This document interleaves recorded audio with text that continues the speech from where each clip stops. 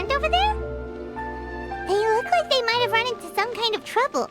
Let's go check out what's going on.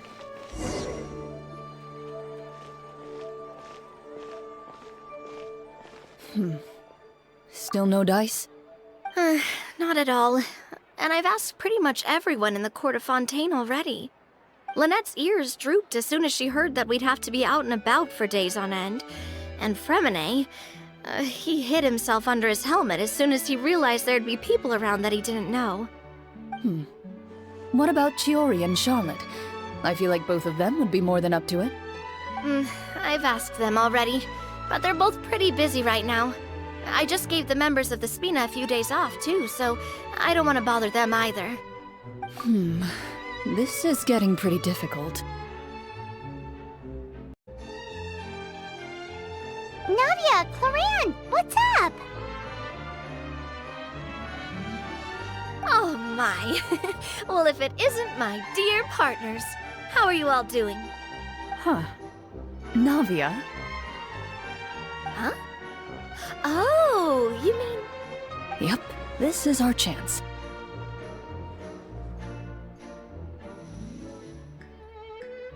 Do you need our help with something? Oh, precisely. My dear partners, we've got a huge problem right now that only you can solve. Whoa, for real? Absolutely. We've already exhausted all our other options. Traveler, Paimon, would you join us and play Marechaussee Hunter Judgment Day? Marechaussee what now? It's a new game script by the Tabletop Troupe, a local roleplay adventure club. Ever heard of the Tabletop Troupe? They put out games that allow you to participate in a story and roleplay characters with your friends. Oh, I've loved their stuff ever since I was a kid. That sounds super interesting. Clorand and I are both veteran members of the club. Recently, someone came up with a new script and was looking for people to help playtest it for them. And when they asked, of course I couldn't refuse. I mean, come on! A brand new script? Nobody has ever played it before. Generally speaking, scripts at that level of development have a lot of issues, but I think this one is pretty solid.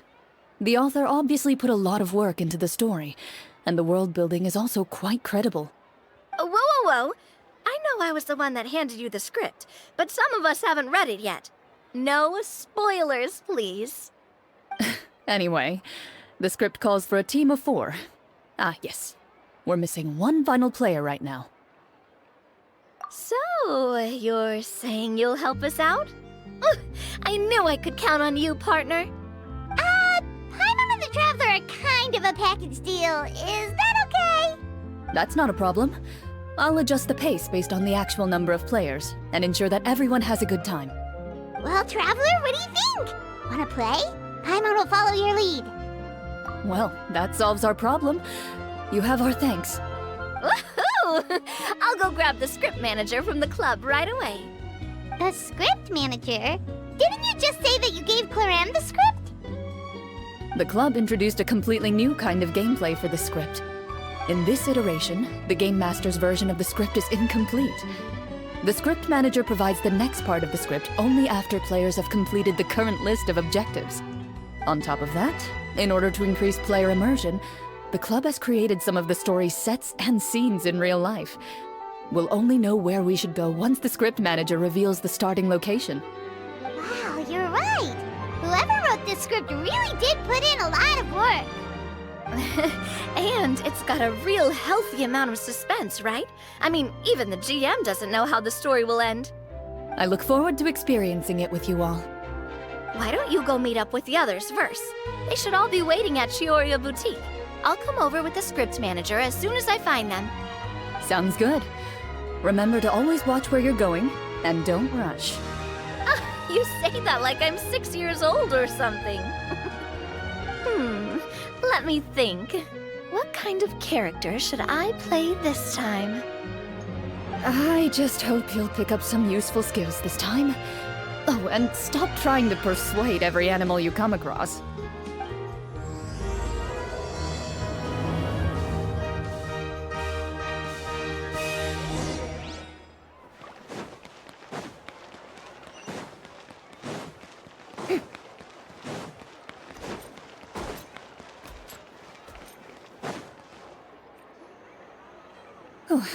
Sorry to keep you waiting.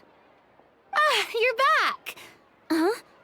And you've got the Traveler and Paimon with you, too! What a pleasant surprise. I assume you'll be joining us for the game then? Linny, Farina! Paimon didn't know you were playing too! Are you also members of the tabletop troupe? I'm more of a casual member, if anything. I haven't taken part in many formal club activities. Lynette, Fremine, and I play something similar at the Hotel Bouffe Tété sometimes, but I'm usually the GM. Still, I'm sure it'll be fun being a player for the first time. I'm looking forward to it. Well, I'm not a member of the club at all.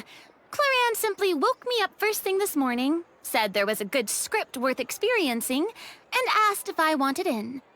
If you're interested, I can give you a referral. That should give you a 40% discount on membership fees.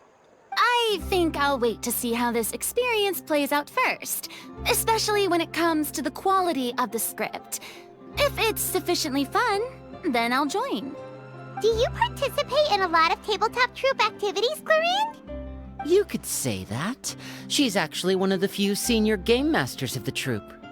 Ah, right. I knew about that even when she was still my subordinate. It's nothing. Really, just a small hobby of mine. Wow. Paimon's so used to seeing you be all upstanding and intimidating as the champion duelist. It's kinda hard to imagine you role-playing with a bunch of friends. Surely you jest. I would never intentionally make things difficult for my players.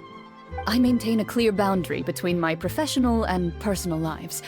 The me you see at court represents the law and order of Fontaine. I put all personal feelings to the side and grant a fair duel to all who seek to defend their honor. But in my personal life, I'm just an ordinary person. Someone who feels anger and sadness, just like everyone else. Well, you say that, but for all the time I've known you, I don't think I've ever seen you cry. I've seen you get angry, sure, but now I'm wondering whether you were actually mad or if it just looked that way from the outside. I was probably in work mode during those times. Is that so? Well, in any case, I just feel like even in your personal life, you don't get emotional very often. So you want to see me cry? That might be a little difficult.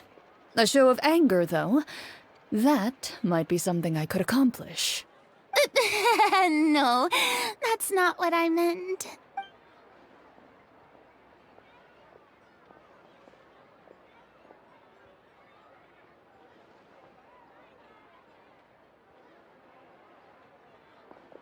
Ah, I'm back!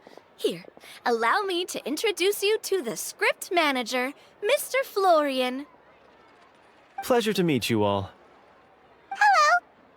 Wait, are you a champion duelist too, Mr. Florian? Oh, no. This is just the costume provided by the club. I occasionally play a few of the roles in my scripts. That sounds like a lot of work. It's nothing. It's the least we can do to give the players a more immersive experience. Anyway, allow me to give you a brief introduction of the script.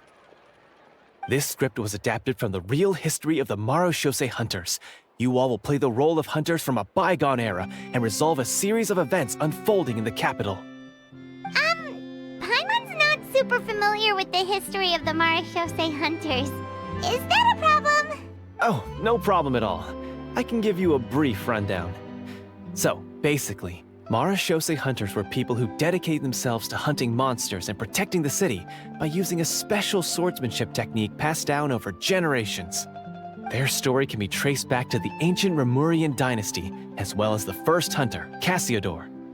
But I'll leave the finer details for you to seek out and discover later.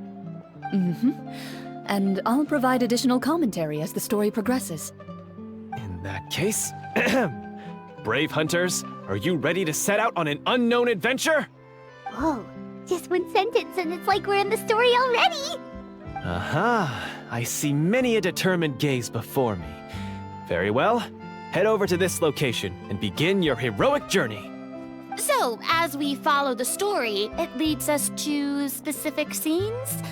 Ooh, sounds pretty innovative. What does the message in the envelope say? It's the exact location of the scene, as well as the formal permission to use the venue. Seems like they have everything prepared. Please check all your belongings, everyone, and make sure you haven't forgotten anything.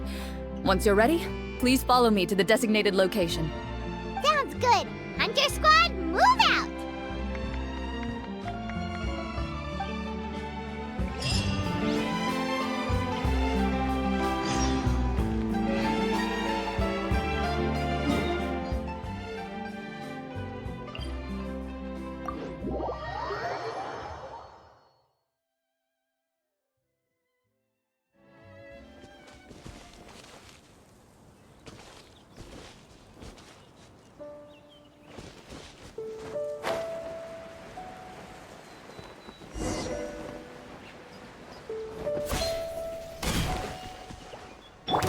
Oz, reveal thyself!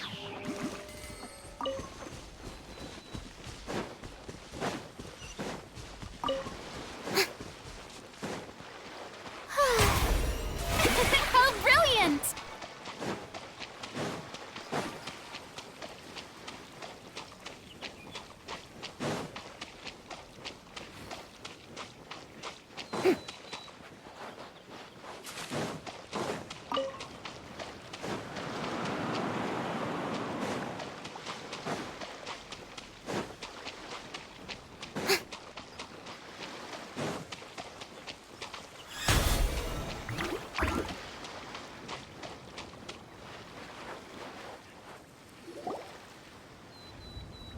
Whoa, they really have thought of everything. Even the Fatometer is here and ready to go for us. The Fatometer? What's that? It's a card that's used to determine action success or failure. We'll need to use it when we try to use certain skills. And what about all the dessert and tea? Is that for us as well? That's what the message said. Oh, really? That's so nice!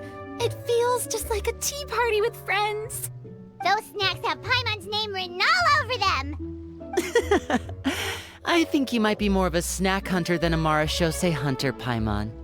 Snack Hunter Paimon reported for duty! If there are delicious snacks to be found, Paimon will track down every last one! The desserts are great, but I'm still looking forward to the story more than anything. Very fair. Then, let us begin.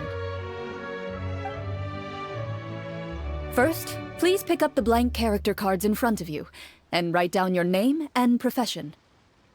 You can find an abbreviated version of the rules printed on the back of your character card. If you have any questions, feel free to ask me. In this story, everyone is a Marashose hunter. To reflect this, the club has prepared a small badge for everyone. Ooh, nice! As hunters, you have proficiency in swordsmanship and fighting by default, so there's no need to allocate any additional skill points to those areas. Swordsmanship? So there's a fighting part to all of this? Paimon's not sure she can do all that on her own. Maybe Paimon can just stick with you? Why don't you share a character card then? The Traveler will be the Marashose hunter, and you can be his little floating assistant. Kinda like in real life. So, for the name, do I fill it out with the name of my character? Yep, it can be any name you like. You can use your real name too if you want. I do that whenever I get too lazy to think of a new name. Oh, so it would be like experiencing a different life, but still as yourself. That's not a bad idea. In that case, I think I'll continue to use the name Linny then. Next up is the skill sheet. You have a limited amount of skill points that you can use to learn a number of skills. The more points you invest in a particular skill, the easier it will be to pass associated checks. I'll take Persuasion and Investigation. Those are must-haves when it comes to missions like these. Oh, those skills sound like they'd be useful for gathering intelligence! Good idea, Navia! Just as expected of a veteran player. So should we also take those skills then? Not necessarily. Since we're working together as a team, we could leave the negotiations to Navia and use our skill points to pick up other useful skills. For example, I think I'll take stealth and sleight of hand. That will give us more options if we run into any situations we can't negotiate our way out of. Oh, interesting. I wasn't thinking about it like that. I suppose it's not so different from an acting troupe. Everyone has their own role to play. Let me see. I'll take art and performance. I'm not quite sure what use they'll be, but I'm not as knowledgeable about the other skills, and I am not too confident I'd be able to roleplay them well. Well, that leaves us. What do you want to learn, Traveler?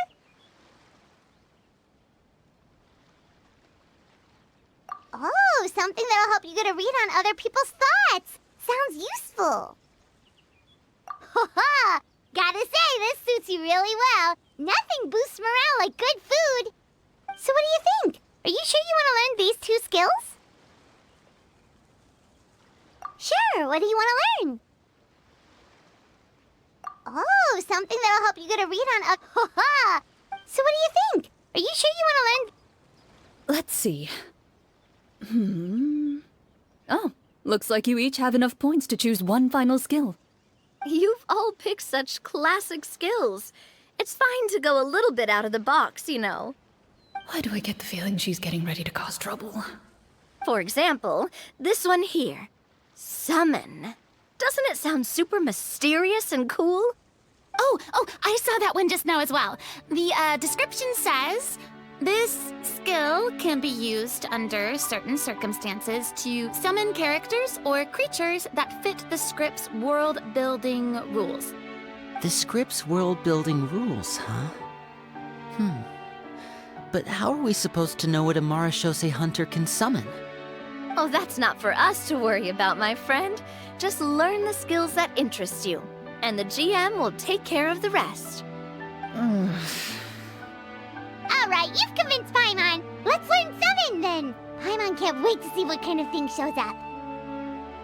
Well, now that everyone's more or less finished creating their characters, we can begin.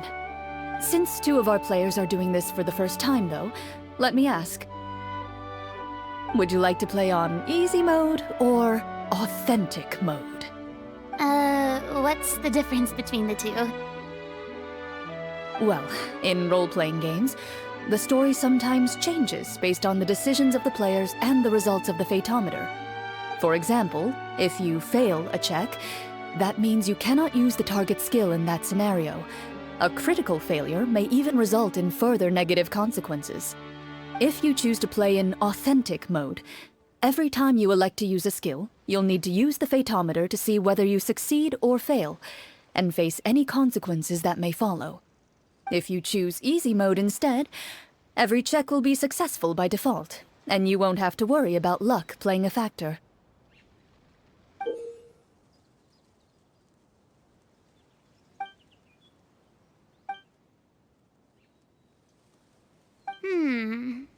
Given that I'd like to focus on the story, I suppose I should pick easy mode. I'd feel bad if I brought the team down by failing my checks. Huh? Oh, come on. Don't worry about that. RNG is the lifeblood of role-playing games. I'm going with authentic mode for sure. Never knowing what you might have to overcome. Ugh, doesn't that sound exciting? I'd rather be mentally prepared for what might happen. All right, then I'll mark down Farina for easy mode. All her checks will be successful by default. As usual, Navia and Linny will play on authentic mode. What about you, dear partner? How would you like to play? Are you sure? Trust me, you'll see the beauty of RNG.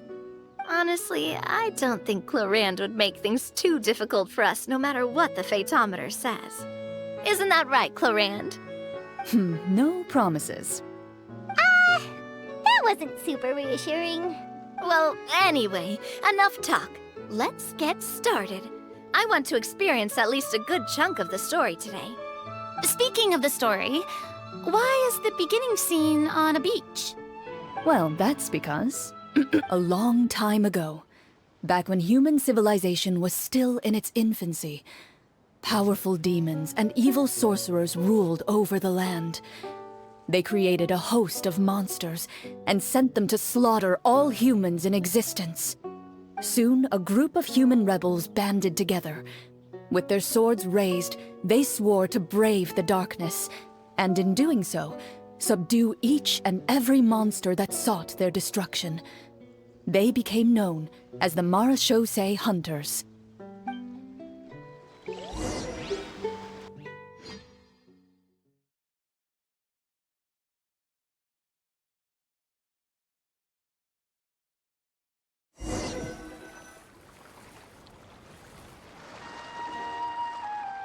Sometime later, as a member of the Marachose Hunters, you receive a commission. Following the address provided on the message, you take a boat and arrive at this strange city. As you inhale, you can taste the slightly salty air of the docks as you begin to survey your surroundings. There aren't many people in the vicinity, but you do take note of a few others who, like you, seem to be sizing up this place. Your eyes meet, and you realize these people are fellow Marachose hunters, likely led to this location after receiving the same commission as you. You're all Marachose hunters too, right? Allow me to introduce myself. The name's Navia, monster hunter by trade and helpful neighborhood businesswoman on the side. What say you to traveling together? We can help each other out on the road. Okay, count me in. My name is Linny. I've been wandering since I was little and picked up a few less than legal tricks along the way. I was adopted by a Marachose hunter and later chose to follow in his footsteps. Is this where you introduce your character to everyone? It sounds like they've done this dozens of times. My name is Farina, and, I grew up in a noble family. I always had a strong interest in performance and the arts. Even though I'm a Marachose hunter, what I really want is to be a performing artiste. Hey, that's really cool. You can do it, Farina. That's exactly how it's done. Paimon is Paimon, a good friend and companion to this Marachose hunter right here. I've been studying the culinary arts since I was a child. I hope my delicious food can help boost people's spirits. That's wonderful. I'll be looking forward to your cooking during our adventures together. Well, if we're all here for the same commission, why don't we take some time to confirm what we need to do? You open your envelopes at the same time. The message reads, "To the honorable and trustworthy Marachose hunters, our kingdom is currently facing a grave crisis. The lands outside the capital have been overtaken by monsters, and our people are being led astray by forces of wickedness. We beseech you, please help us resolve this crisis and return peace and stability to our home." Huh. The layout of this city looks super familiar. It kinda reminds Paimon of Mondstadt! The scriptwriter must have used a real-world city as a reference when coming up with the map. As experienced hunters, the layout of the city reminds you of places once traveled. You recall the sight of tree-lined streets and the gentle tranquility of days gone by. Yet, as you regard the city in front of you, it appears to be little more than an empty shell. Its hollow gates are open to you, beckoning you to come forth and bring salvation back to the town. I carefully read every line of the letter and turn my attention to the signatures at the bottom. Who issued this commission to us? You see a long string of unfamiliar names. It would seem that many of the residents of the city issued this commission together.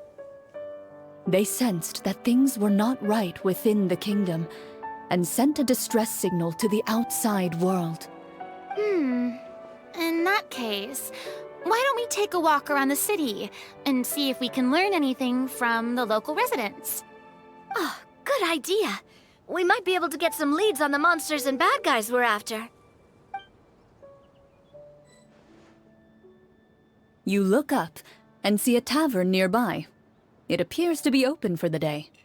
Why don't we go check out that tavern? If the novels I've read are anything to go by, taverns are usually full of information.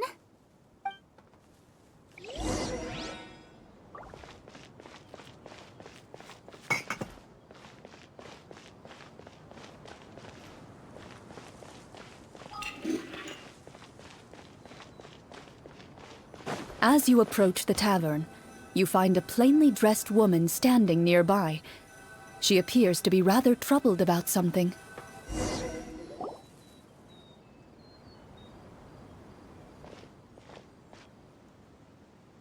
Greetings, friend. Lovely weather we're having today, don't you think? Oh, hello. I suppose you're right.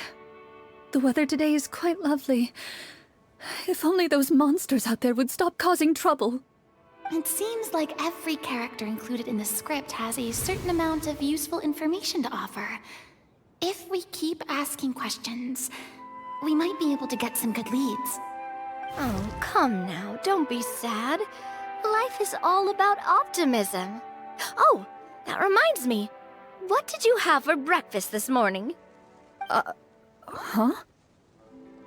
I don't think that's the kind of question we're supposed to ask. Nothing turns a frown upside down like good food. How about some macarons? I could make you some. You didn't even take cooking as one of your skill proficiencies. That's not necessary, miss. Excuse me for saying this, but you don't really look like a chef. Besides, I'm not really a fan of sweets. So you're someone who barely smiles and doesn't like sweets. You're really starting to remind me of this one friend of mine. Hey! Did she just... me? Glorianne must have broke character for a second. This isn't getting us anywhere. Traveler, maybe you can think of something.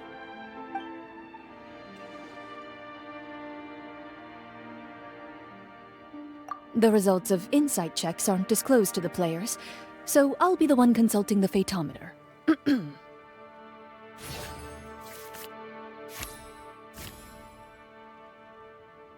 You recall all the lessons you've learned in your time and begin to carefully observe the woman's mannerisms.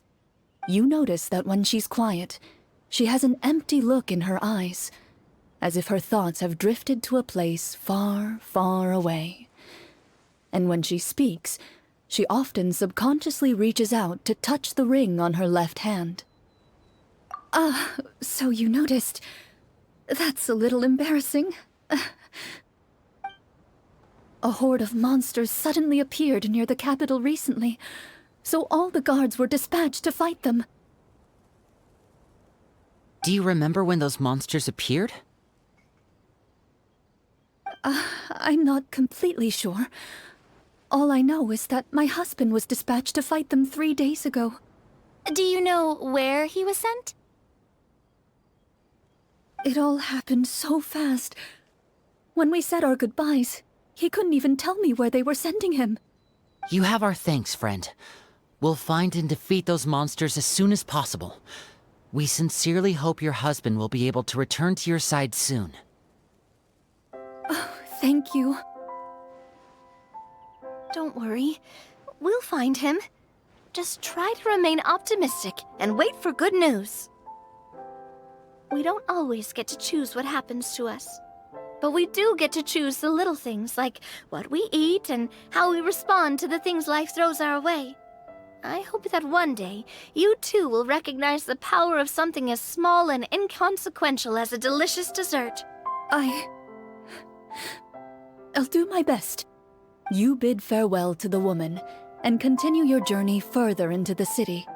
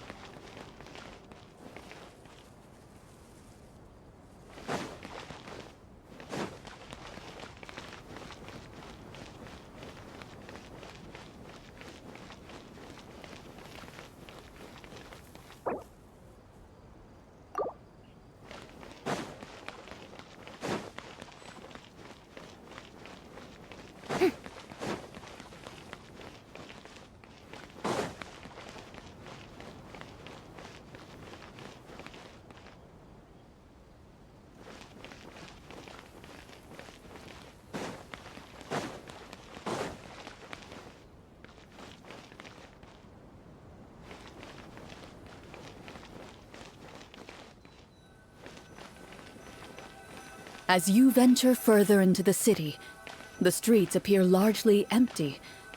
An elderly woman walks past. You see her shake her head as she puts away her wrinkled wallet. A nearby merchant folds his arms and gives you a disdainful look. You get the impression that he's someone who has long gotten used to the sight before him.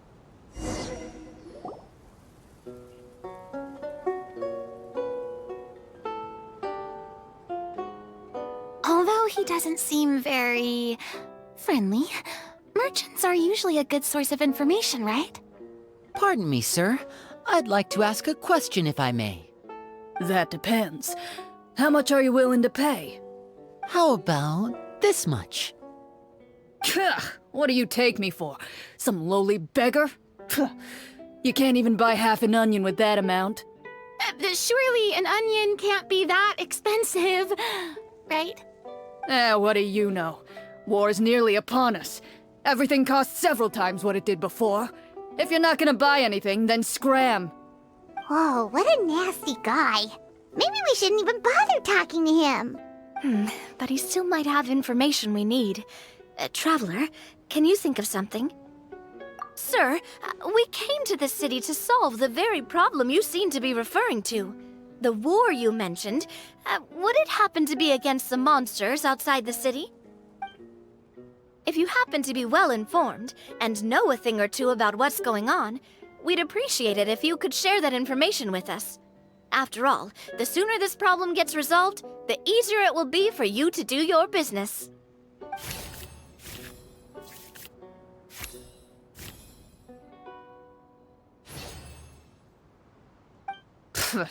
Well, things are basically as you said, young lady. Those monsters are camped outside the city, and they've been destroying all our trade routes. We have limited reserves within the city, so if this continues, we're all gonna be in big trouble. Wait, you're saying no one has put a plan in place to distribute supplies or maintain order? We could all starve and those nobles in the palace wouldn't even break a sweat. Who knows? Maybe they've been in cahoots with the monsters all along. That is concerning. All right. That's all the information you need, right? Off with you now. I've still got business to do. You know, if you smiled a little more, you'd definitely get more business. And I bet that would make your life just a little bit sweeter. I'm not saying it's guaranteed to work. It's just a tip.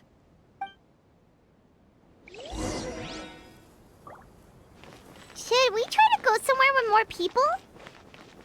Oh, how about the city square? Follow me. Cha! Ha!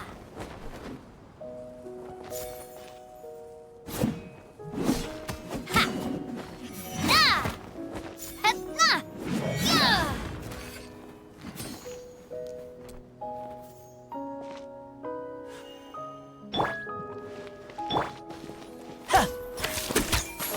Yeah! Yeah!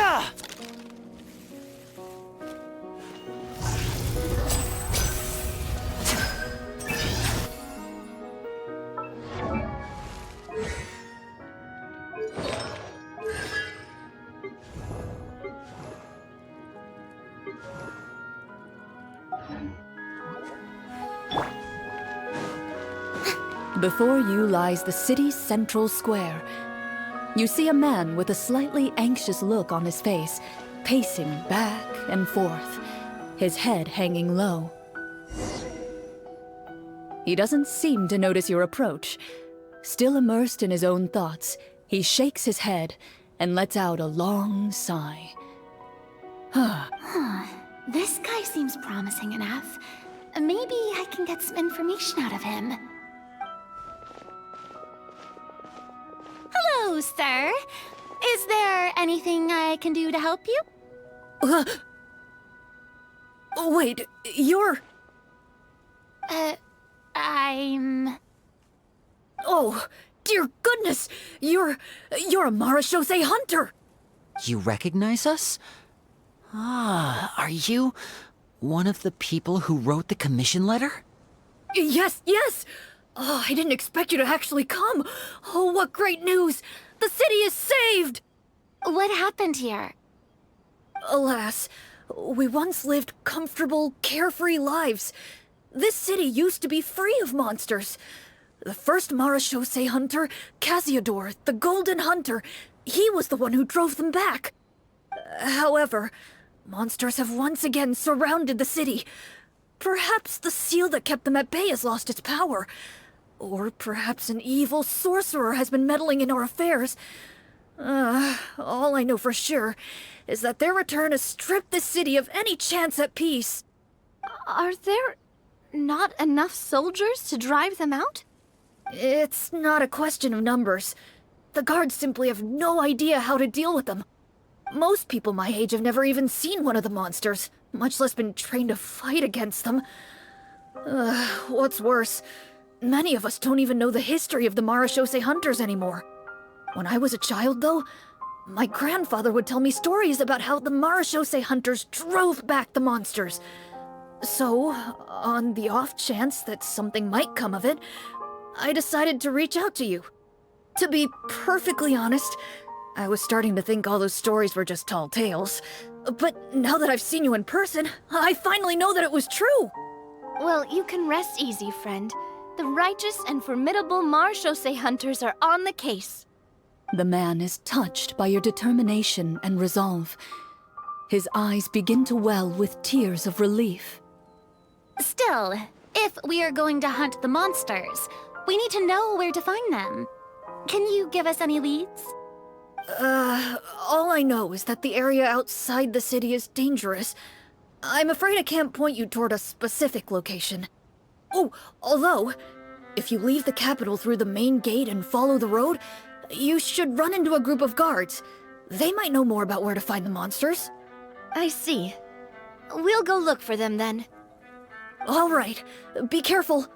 Oh, and one last thing. The monsters outside the city are just part of the problem. There are evil sorcerers inside the city as well, so be on your guard. They're actively working with the monsters, and have corrupted the court ministers with malicious magic. They're the reason why, even inside the city, everything has been a giant mess. Even one of our kindest ministers has turned into a boorish and unreasonable figure, interested in nothing but enacting laws that exploit the people. Who knows how much longer we'll be able to go on like this. Talk about being stuck between a rock and a hard place.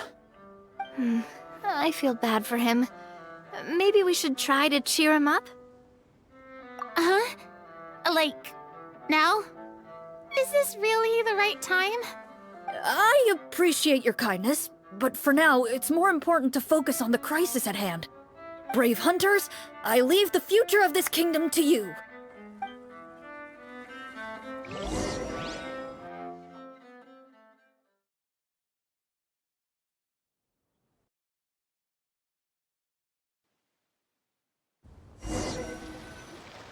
If I understood correctly, there are currently 2 problems in the kingdom that need solving, right? Exactly. We need to defeat the monsters outside the city and take down the evil sorcerer stirring up trouble from within. But which problem should we tackle first?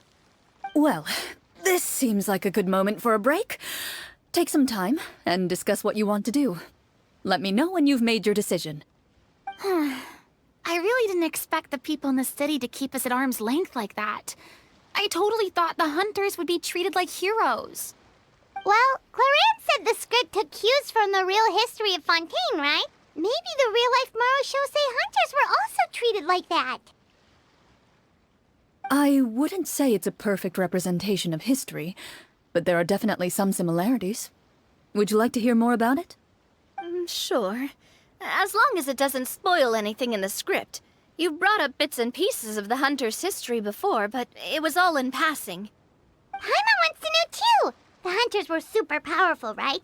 Were they all from a special line of supernatural beings or something? Kinda like the yokai in Inazuma? No.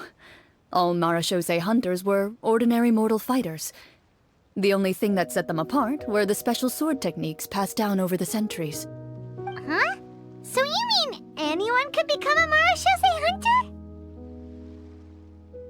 In theory, yes. All you would need to do is survive the rigorous training and master the swordsmanship techniques required to fight the monsters. Still, most people dropped out at the early stages, and others called it quits the minute they saw a monster in person. To become a hunter, you must be strong in both body and mind. What kind of monsters did the hunters fight exactly? Oh, and the evil sorcerer the script mentions. Did they exist in real life too? The land of Fontaine once played host to an ancient dynasty known as Rapperia. After that dynasty fell, monsters began to appear, intent on obstructing humans from establishing a new social order. One of the ancient sorcerers of Rapperia used his power to assemble a formidable army of golems.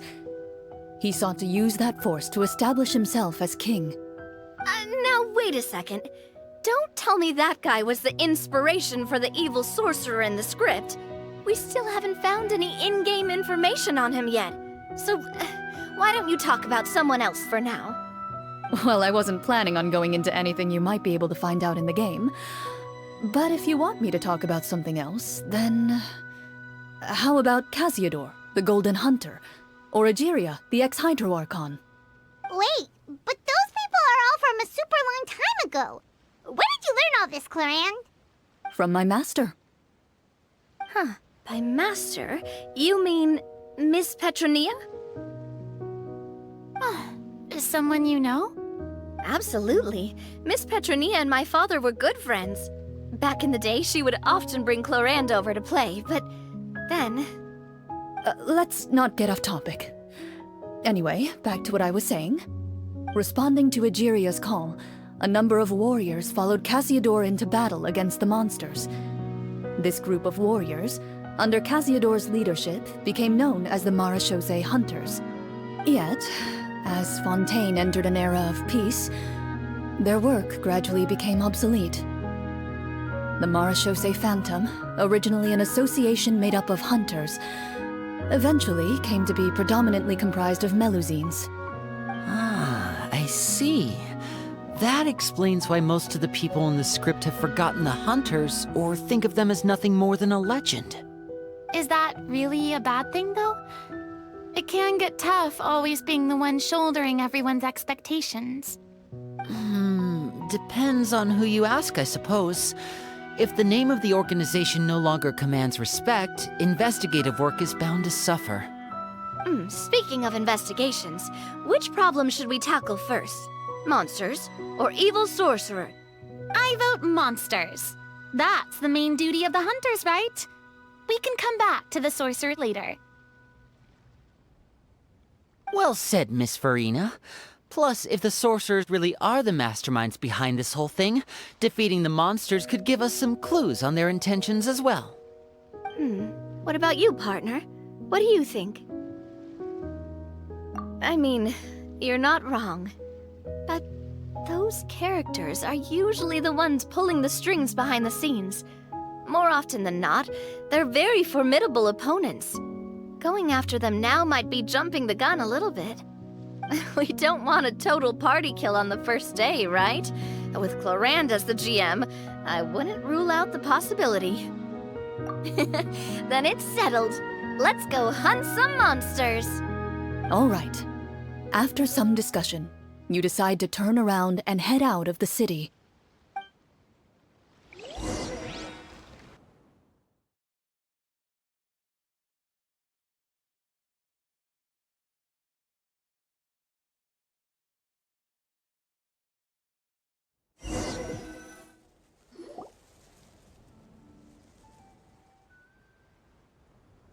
Let's take a look around, like that guy said.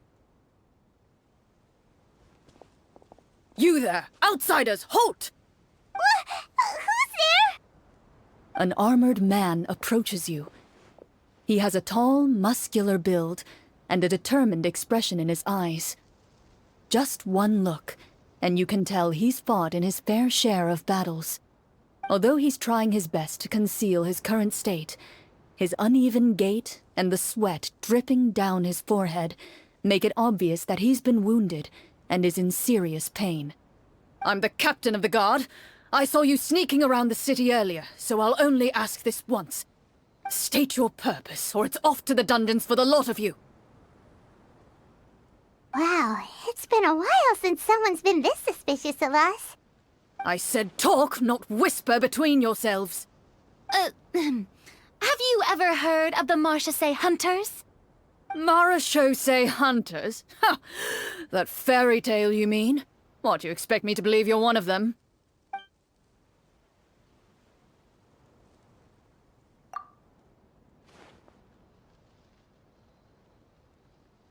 Sir, we were indeed in the city earlier, but our purpose was only to gather information on the monsters.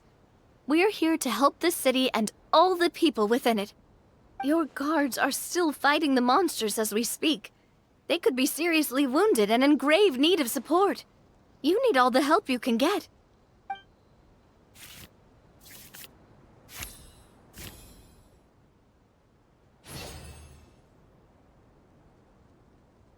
The man regards you with doubt and concern. After a period of inner struggle, he lets out a long sigh and informs you of the locations where the monsters have appeared.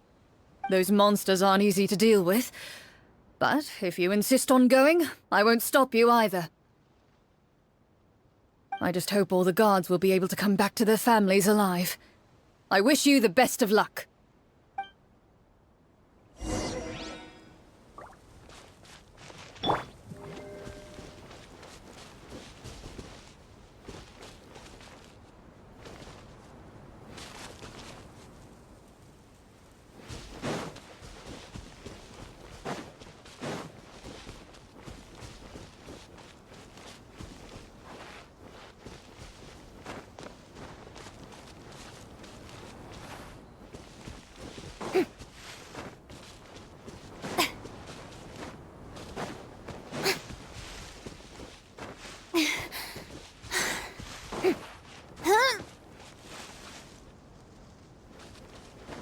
Based on what the captain said, the monster should be right up ahead. Let's go. Hopefully we're not too late. As you approach the battlefield, you see numerous people lying by the side of the road. They appear to be dressed like guards. Their faces are filled with desperation and terror. Some are screaming and cursing in vain, as if still trying to banish the monstrosities they saw from their minds. A few of the wounded look up at you in shock and disbelief. Quick, leave this place. Turn around and don't look back, they yell.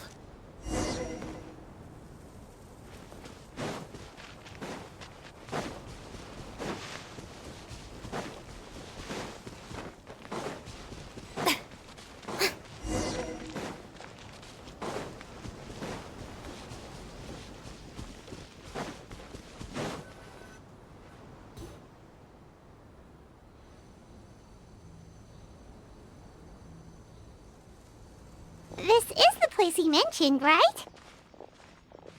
You see broken iron swords scattered all around you, and downed trees riddled with terrifying claw marks.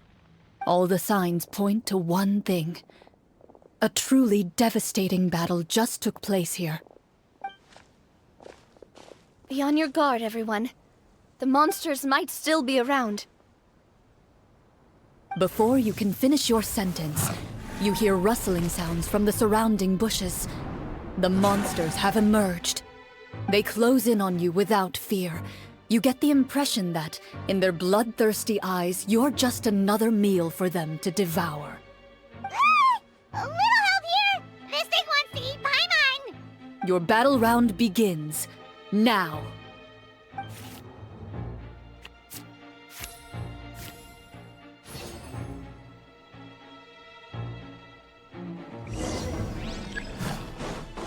Yoo-hoo! Let my name echo in song! Hey there! Hiya! The next battle round begins now. Round of applause!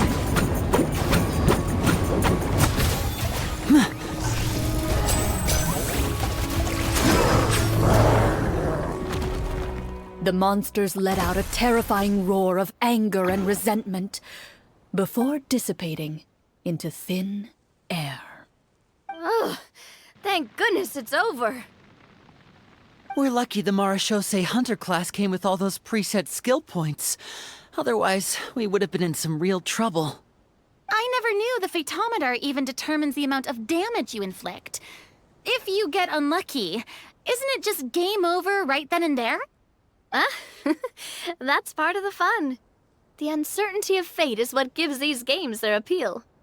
Just as you begin to celebrate your victory, a suspicious lump on the ground catches your attention. A suspicious lump. Wait, could it be the thing that appears after every battle? I walk up to it, crouch down, and begin to carefully examine it. I've still got my right glove on, so it should be fine for me to touch it, right? As you investigate the mound, you discover that the exposed portion appears to be made of wood. It was previously obscured by the large form of the monsters. With the monsters gone, the small protrusion now awaits your discovery, poking out of the ground like a shy flower bud. Whoa, it's a treasure chest!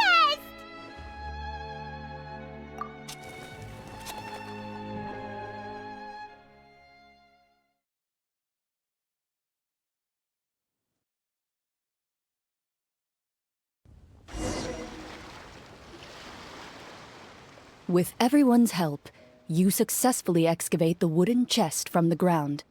Even without opening it, you can tell from the mora and jewels scattered around the chest that it must contain quite the fortune. Makes sense. We worked hard for this. Let's open it and we can share what's inside. I can understand your excitement, Paimon, but think about it. Doesn't it seem like there are people out there who need this treasure more than us? Yeah. Think about all the people suffering in the capital, or all those guards who got hurt fighting the monsters. Wouldn't it be better if we gave the treasure to them? Wait, is that how it works? Paimon thought since we were the ones to dig it up, we could just take it for ourselves. Well, let's put it this way. Any decision you make during a role-playing game can impact the future course of the story. But would the people really believe us? It's hard enough for us to prove we're Marshose hunters. What if they think we procured the treasure illegally? They might get even more suspicious of us. That's definitely something we should consider. Maybe we can come up with an explanation in advance. Well, if donating it could cause that much trouble, why don't we use it to buy some gear and fill up on good food? Then we'll be ready to fight even more bad guys. Looks like you're facing a difficult choice once again. Well, it's getting late. Why don't we call it a day for now? Wow, where did the time go? I'm not sure if it's because I'm having so much fun with you all or because the story is particularly enticing, but I feel like I could almost keep going. Here, here. Ooh, how about we play through the night? I'm not sure I'll have enough energy for that. Yeah, that won't work for me either. Lynette will give me an earful if I get home too late. I understand how you feel, Navia, but we have to change venues for the next part of the story anyway. Huh? Another location? Mm-hmm. There's a special note for the GM at the end of this section that says to proceed to an indoor set for the next part of the script. Whoa! They really pulled out all the stops for this new script. Well, even if we end the game for the day, we can still stay a little longer and hear Cloran finish her story, right? Paimon wants to hear more about the history of the Hunters. Something tells me you just want to finish the free desserts before we break for the day. That's just a coincidence, okay? Besides, to Paimon, not finishing free food feels even worse than having to buy her own. And anyway, Paimon really does want to hear more about Cloran's master. Well... It's nothing. I appreciate the concern, but it's all in the past. It won't do any harm to share these things now.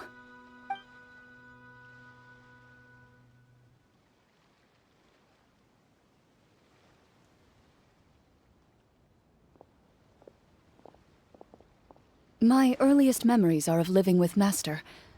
According to her, she saved me from certain people of ill repute. My birth parents had left me behind some time before that. What a heavy beginning for a life story. Master was a fascinating individual, if inexperienced in the ways of raising children. My first ever toy was a short sword. Although I suppose it wasn't so much a toy as something Master removed from her waist and handed to a noisy child in need of distraction. Oh wait, so she handed an actual sword to a child? Isn't that dangerous? Did you hurt yourself? Of course I did. I cut my palm and bled quite a lot. But Master was not concerned. She just stood there and casually lectured me about it. See, that's what you get for not holding the sword properly, she told me. She then crouched down next to me and said, "Give me your hand. I'll teach you to bandage this wound. After that, it's time to learn how to truly hold a blade." Excuse me for asking this, Cloran, but how old were you exactly when all this happened? Probably around, 3, give or take. 3? Isn't that when most kids are still struggling to hold a fork? As I said, Master was rather inexperienced in the ways of raising children. She believed trial and error was the best way to teach a child what they're capable of. I'm not so sure this is a question of experience. I didn't see anything wrong with her ways at the time. And anyway, children don't get to choose how they're raised. Oh, she did bring me back a pet from Liyue once. It was a Geovishap hatchling. A Geovishap hatchling? For a pet? That seems even more dangerous! What she said was this: make sure to get along, you two. If you really can't agree on something, just settle it with a fight. Whoever loses is the real pet. And how old were you when this happened? 5. Well, did you win? No, I lost. So, you're saying you actually became the Geovishap's pet? Yes, but only for a week. By the end of that week, I defeated it in combat, and we've shared a cordial relationship ever since. That really doesn't sound like the kind of childhood someone should have. Later on, I gradually understood that Master most likely didn't know any other way to raise a child. She was a Marachose hunter, but I never heard her bring up her own parents. Thanks to her, I learned how to navigate the forest by the age of 6, and could hunt monsters in the wild by myself the year after that. Even though the training she subjected me to was strict, she always made sure to take me traveling when she had the time. We met many of her friends during those days. That was also how I met Mr. Callis and his family. I still remember the first time we met. You were too scared to join our picnic and hid behind Ms. Petronia the whole time.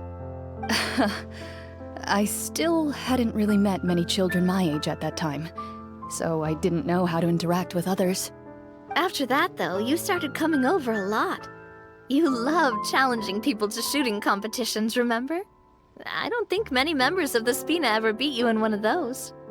I had a lot of fun during those days. I enjoyed them too. Oh, do you remember that one time we went exploring around the Spina together? We overheard Papa call your master Fontaine's Protector of Justice. We tried to pretend like we never heard anything, but you nearly let it slip that one time. Protector of Justice? Oh, wait, you mean that vigilante hero from 20 years ago? The one who is always active at night? Yep, that would be her. She often would put on a black cloak and go out at night. I never knew where she went or what she was doing. Until, like Navia said, we overheard the truth from Mr. Callis that night. 20 years ago, huh? I still remember the guards leaving all kinds of witness reports about her on Nervalette's desk. My apologies. Oh, there's no need to apologize. You had nothing to do with it. And anyway, everything she did was for a good cause. Although, calling herself the Protector of Order was a bit much. Especially when she deliberately operated outside the law. Huh? When did the Protector of Justice become the Protector of Order? Oh, she had a bunch of code names. I heard she would just come up with a name on the spot whenever she was asked. Later on, she probably got sick of answering those questions and decided to stick to just two. The Protector of Justice and the Protector of Order. That sounds like her, all right. I bet she forgot which of the two she'd used by the time she got back each night. Well, she certainly sounds like a fascinating individual. With her strong sense of justice, it's no surprise her student followed in her footsteps. It's true. I always wanted to become like her. Someone powerful, independent, and with a strong sense of conviction. But...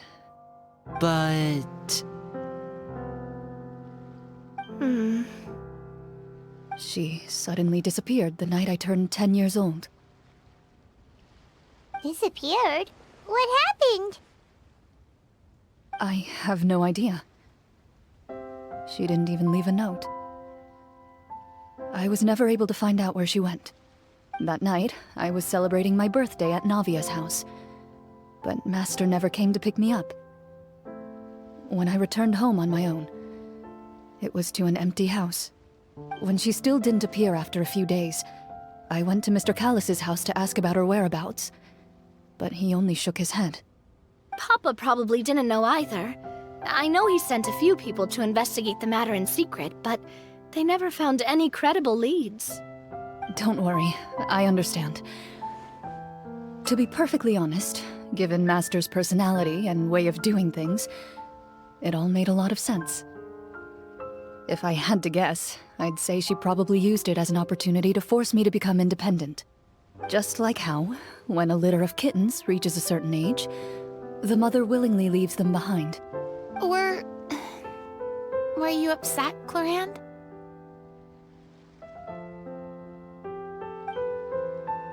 I was at first, but not anymore. I don't believe Master would suddenly disappear for no reason. There must have been something she just had to do. Well, despite everything, you still managed to follow in her footsteps and become the greatest champion duelist in all of Fontaine. You're practically a living symbol of law and justice. I suspect my position would be far too by the books for her. Master always did whatever she pleased. But you're right.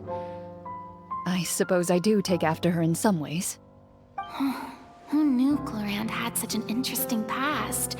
I never had the chance to ask her about it before. And I wonder... if Clorinde's master were the champion duelist back then, would that duel against Mr. Callis have gone differently? Oh no. Judging by the atmosphere, Clorinde and Navia are probably thinking something similar. The mood just got super awkward all of a sudden. Well, anyway... Would you look at the time? It's getting dark, so we should probably call it a day for real this time. If we keep talking like this, we really will be here all night. I had a great time today, Miss Clarant. Thank you for being our GM. Anytime. The script was good, but I've got to say, your childhood stories were even better. Hey, you should tell us more about that fight against the Geo-Bishop sometime. Maybe your master was onto something. You could be right. What does she mean, onto something? I certainly don't know any 5-year-olds who want to fight a bishop in their spare time. Guess I'll head back as well. I need to save my energy if I want to continue enjoying the story tomorrow. You're that excited to hear about my fight with the bishop? I was talking about the script.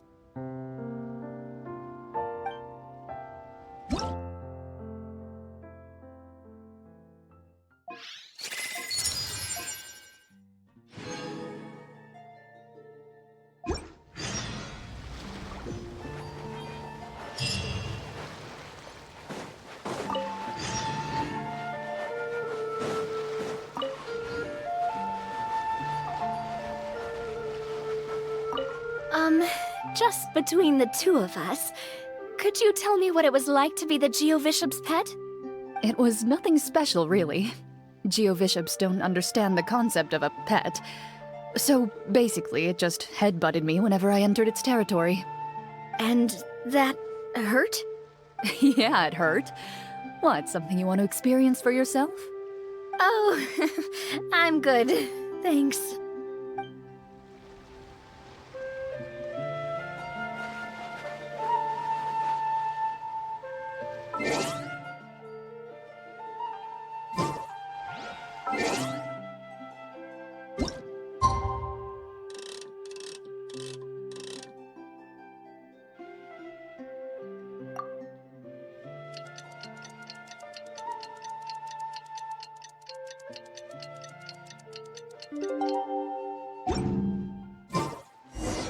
Let's go meet up with the group!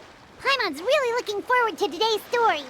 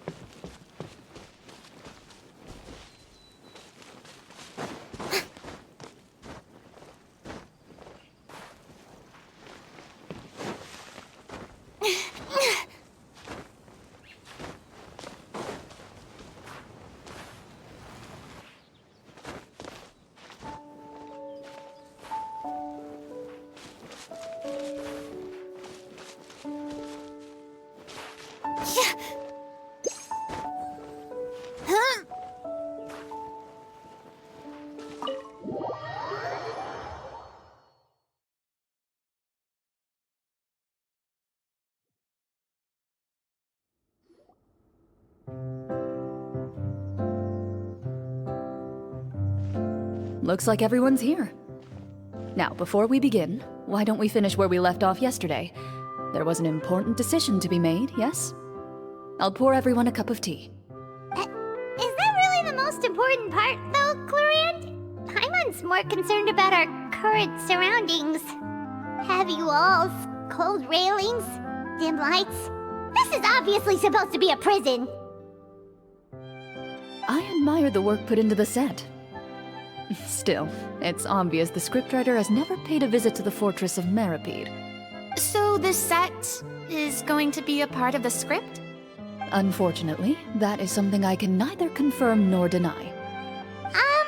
Anyone think Clorand's smile is starting to look kinda scary?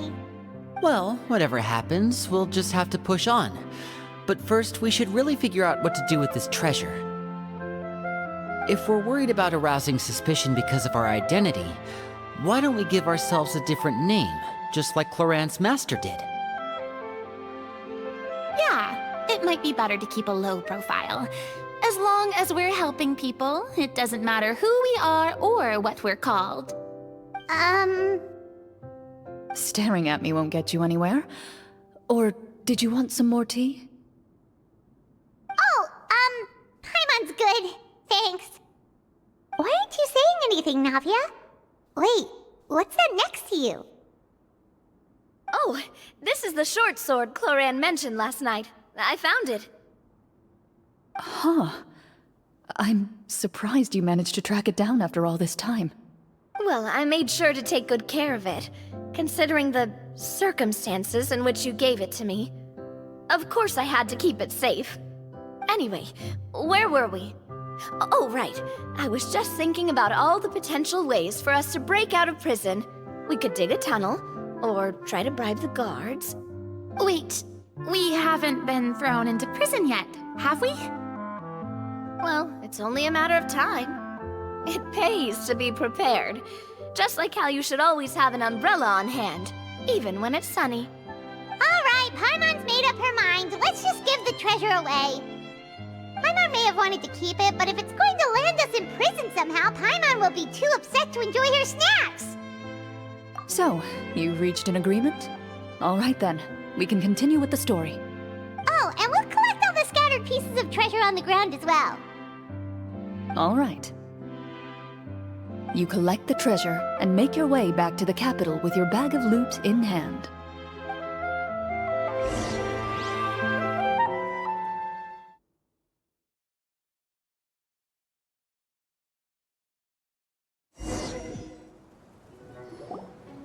The city is still shrouded in a gloomy, oppressive atmosphere, but your spirits are surprisingly high. In places where sunlight struggles to reach, you generously share your wealth with the children, the elderly, and the poor in urgent need of help. Thank you, kind soul.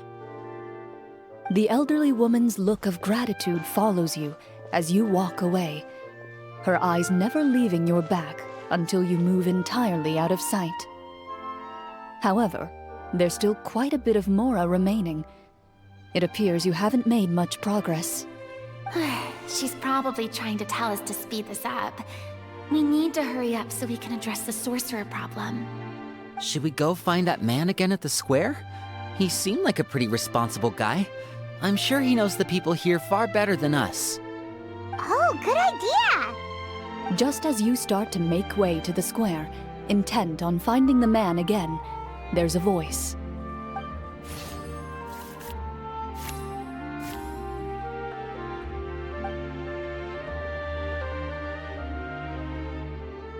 Please wait, distinguished guests. Several strange guards suddenly call out to you. They run forward to meet you and proceed to politely pay their respects. Greetings, gentlemen. Are we being invited for afternoon tea? Surely you jest, my lady. That would not be our place. It is His Excellency the King who requests to meet with you. Please come with us.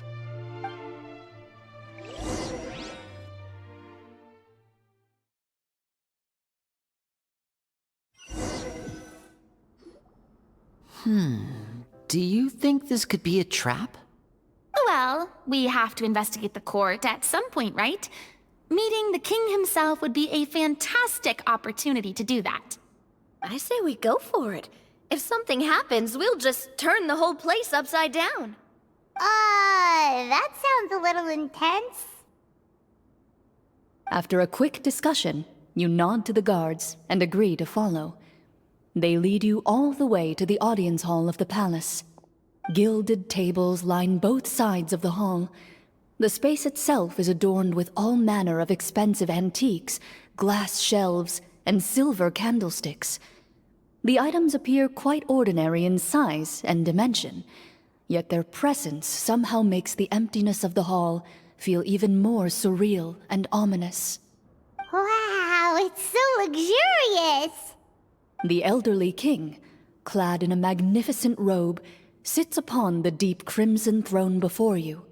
He wears above his head a majestic crown, with a gemstone the size of a bird's egg set right at the very front. As you observe it, you see a complex pattern of light reflect off its surface. They're here, Your Majesty. A man dressed in dark clothes, likely a minister, shields his mouth with his hands and bends down to whisper a few words to the king. After a moment, he lowers his hands and stands back up. His gaze shifts to fixate on your group, but he does not move from his place at the king's side. The king does not appear entirely aware of his surroundings. The man by his side, though. We should keep a close eye on him. The king remains still and says nothing. The minister is the one who speaks. Esteemed guests, allow me to thank you for coming to our faraway kingdom. Unfortunately, His Majesty the King finds himself quite exhausted from work. So please allow me, his Prime Minister, to welcome you in his stead. I've heard tell that your group, the Marechaussee Hunters, used your exceptional ability with the sword to repel the monsters near the capital. Such a great deed deserves to be rewarded. However, seeing that I was not fortunate enough to observe such a feat with my own eyes, you'll forgive me for seeking to verify the truth by speaking to you myself. Well, we've got nothing to hide. You brought us here to talk, right? So we'll just explain what happened.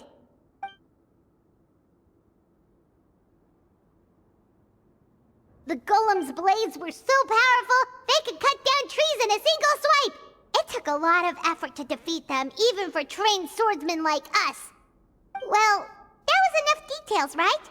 Believe us now? Your account does indeed match those of the survivors. Since you were the ones who defeated the monsters, that must mean you are also in possession of the treasure they stole? Well, we did take the treasure, but... How did he know about the treasure? Then I must ask that you return it at once. It belongs to the kingdom.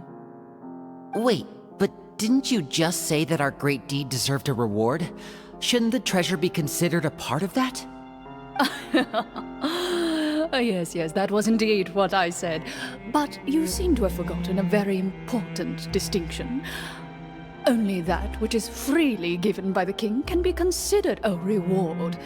Taking the rightful wealth of a kingdom without said permission, on the other hand, is a crime. But that's completely unreasonable! Yeah, that makes no sense! If it weren't for us, the treasure would still be buried underground somewhere! Maybe so, yet the fact remains. You tried to dispose of the treasure without reporting it to the court and without receiving permission, yes? What, no answer? Surely you're not insinuating that you, a group of legendary Marechaussee hunters, sought to take the treasure for yourselves? Well, what about the king? Is he just gonna let this guy talk for him the whole time? Clad in his magnificent robe, the king remains seated, with his hands resting on either side of the throne. His posture is rigid and unmoving. He stares forward with an empty look in his eyes, completely unmoved by the events before him. From the look of things, could the Prime Minister be the evil sorcerer? Or could both the king and the prime minister have fallen under the evil sorcerer's control? I would like to observe the number of guards stationed in the hall. The guards in the palace appear fully armed, their expressions solemn. Sensing the tense atmosphere in the room, they stand at the ready, each with a hand placed upon the hilt of their sword, as if prepared to draw their weapons and surround you at a moment's notice. Well, there goes my plan to turn the whole place upside down, I guess. It appears we've been visited by nothing more than a group of ill-intentioned imposters. What a pity. Guards, take them away and throw them in the dungeons. Before I decide your fate, however, I must first determine whether you have any accomplices outside the court. Can't we try to slip away? Or maybe start some kind of riot? But if we try to fight the guards right now... Don't worry. At least we figured out who's behind all this. Let's just play it by ear. If you're scared, Paimon, just hold my hand. Aw, thanks, you guys. You allow yourself to be led away by guards surrounding you on both sides. It's only when you begin to feel drops of water falling from the dungeon ceiling and smell the stench of death and decay all around you that you finally realize you've stepped into a completely different world. Stay here, and don't try anything funny. The guards lock the cell door and leave without looking back. Wait, sir! Your voice echoes through the dark hall, but the only response you receive is the sound of water dripping from the ceiling. No! What should we do now? Carve out a new path of fate with our own two hands, of course. I draw my weapon. You reach toward your waist, but find nothing there. You now recall that your weapons were confiscated before the guards locked you in the cell. The bag of treasure along with them. What about that knife I hid in my boot? When did you hide it in there?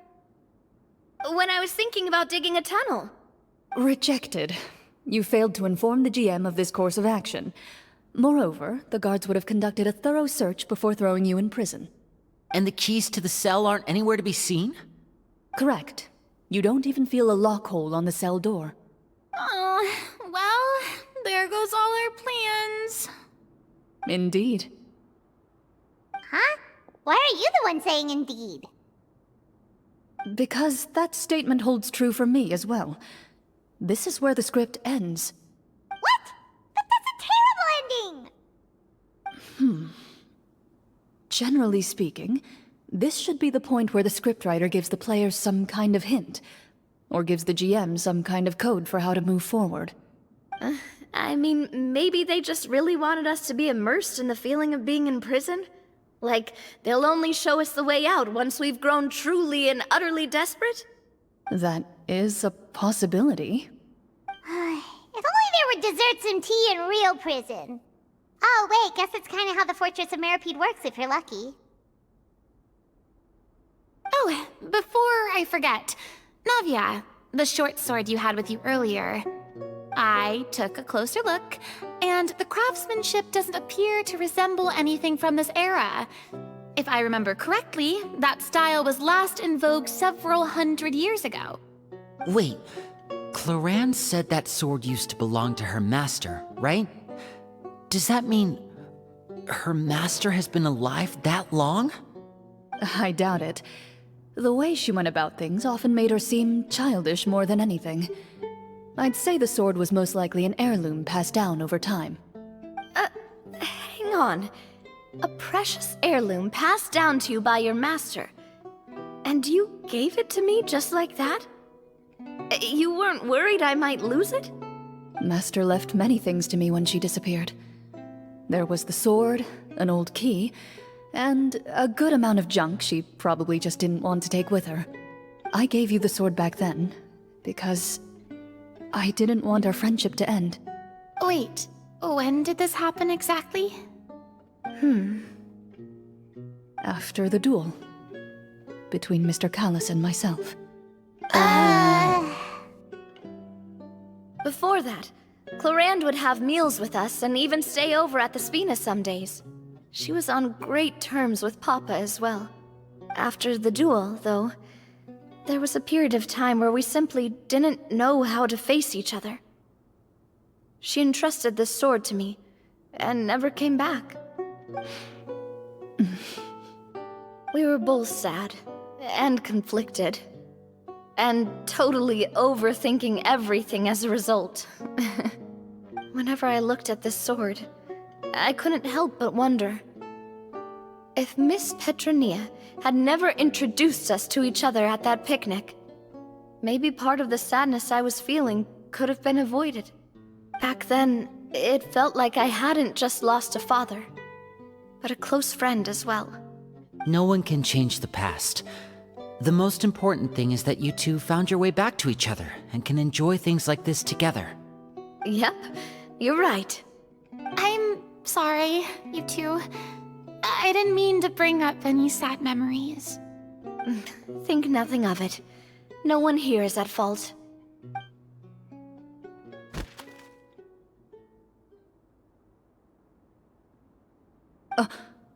Huh?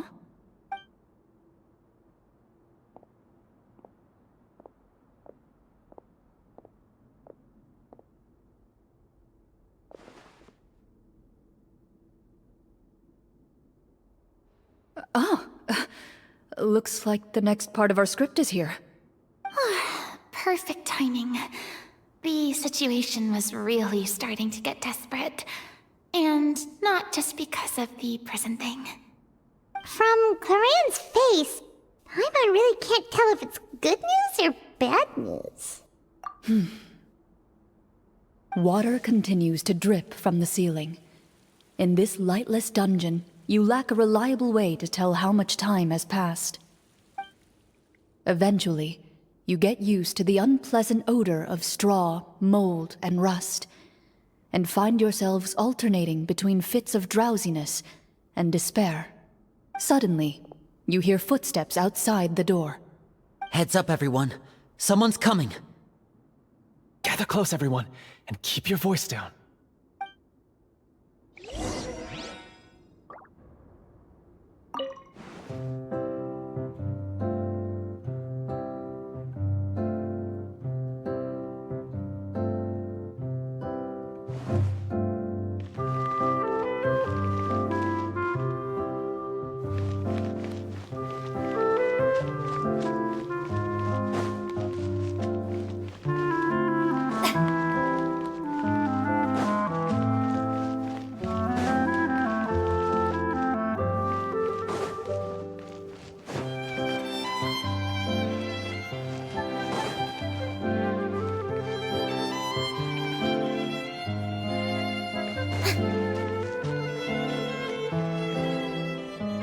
Who are you?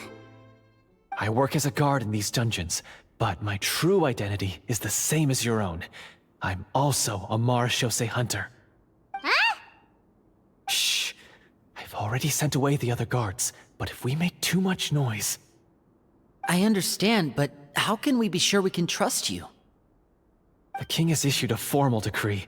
In light of the irrefutable proof of your crime, you're to be executed before tomorrow's sunrise. If you want to escape, it has to be now. Executed? We barely did anything! Monsters appearing at the same location as the treasure. Could this entire thing have been a trap? There will be time for speculation once we're out of here. As for my identity, I have no way to prove that to you just yet. Infiltrating the capital was difficult, and finding a chance to speak with you has taken a lot out of me. I could go on, but I think we can all agree that now is not the time for details. Have you seen our weapons anywhere, sir? Don't worry, I brought them with me. They're just behind the door. Still, these weapons alone won't be enough to defeat the true enemy behind the scenes. His faction is too powerful. The guards are all under his control, and he's even stationed a number of golems in various rooms throughout the palace. To defeat him, you must find a secret vault. It is said that within that vault, the Marechaussee hunters of the past left behind a treasure with the power to defeat the sorcerer. You're not coming with us? No, I'll remain in the dungeons to deal with the guards. I'll try my best to distract them so they don't go after you. As long as my identity is not revealed, I'll be able to aid you when the final battle comes. In that case, please stay safe. Thank you for your concern. I will do my utmost. As for the location of the vault, here, this map should lead you there.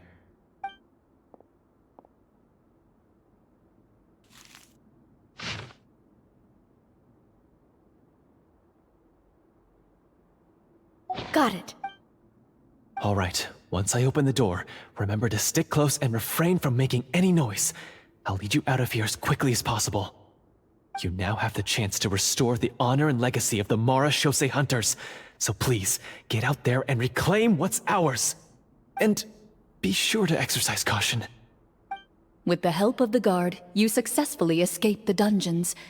Your sense of despair and anxiety both seem to fade as you continue your quest.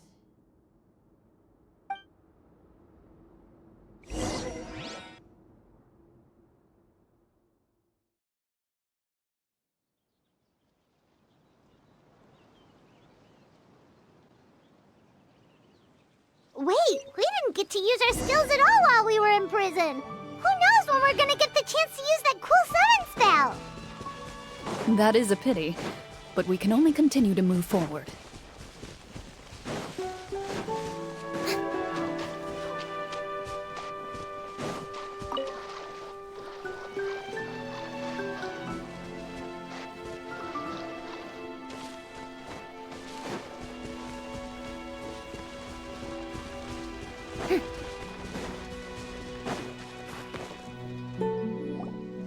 This should be the place marked on the map.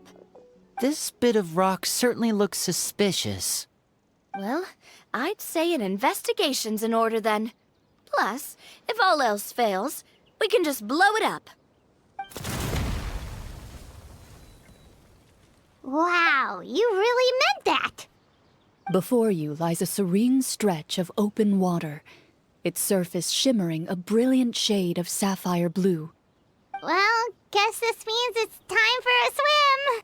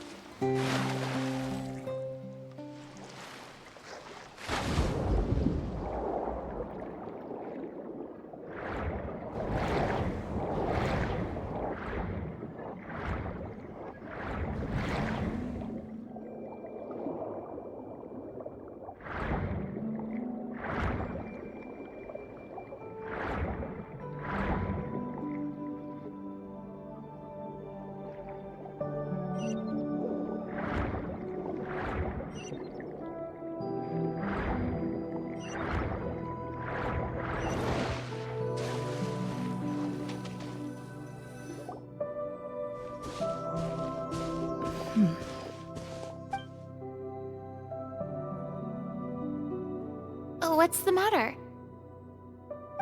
It's nothing. As you step into the cave, you find yourself in an eerily quiet space. Before you lies a narrow passageway that appears to trail off endlessly into the distance.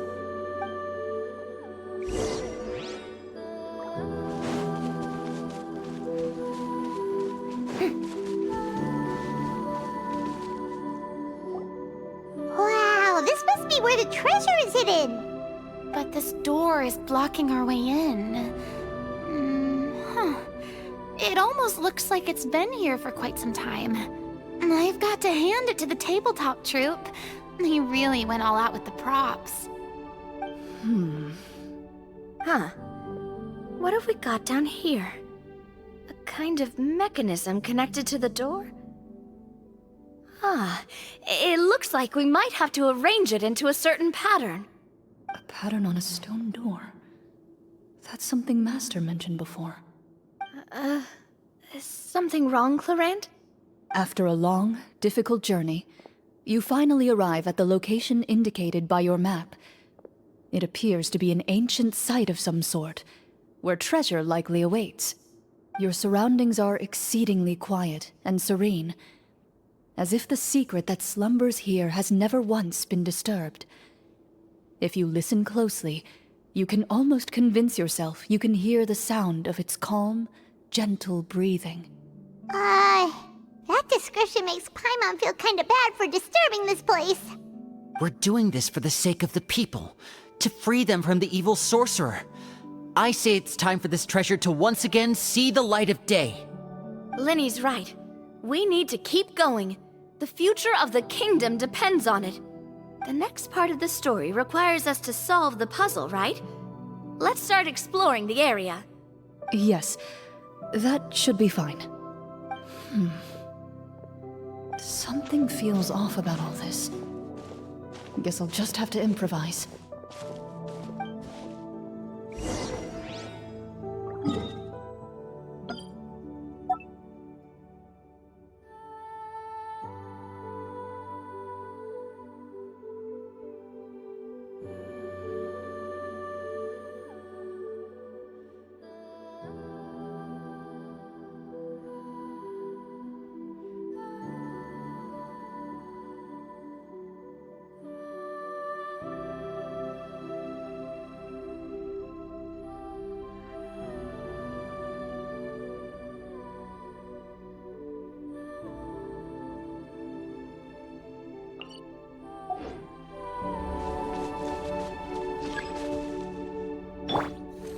Hold that pose!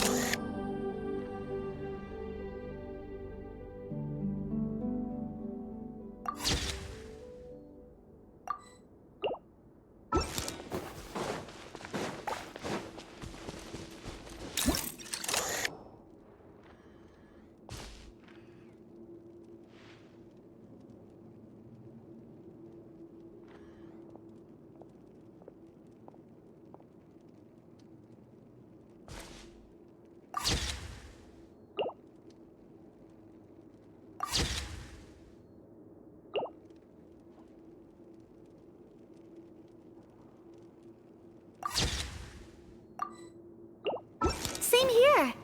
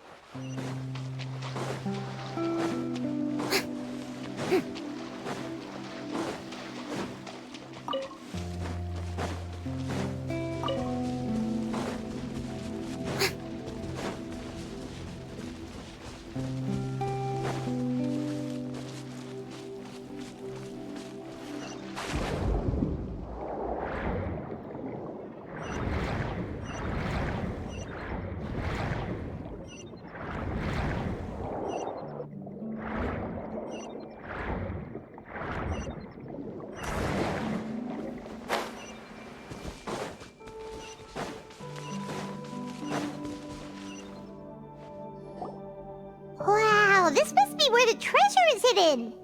But this door is blocking our way in. It almost looks like it's been here for quite some time.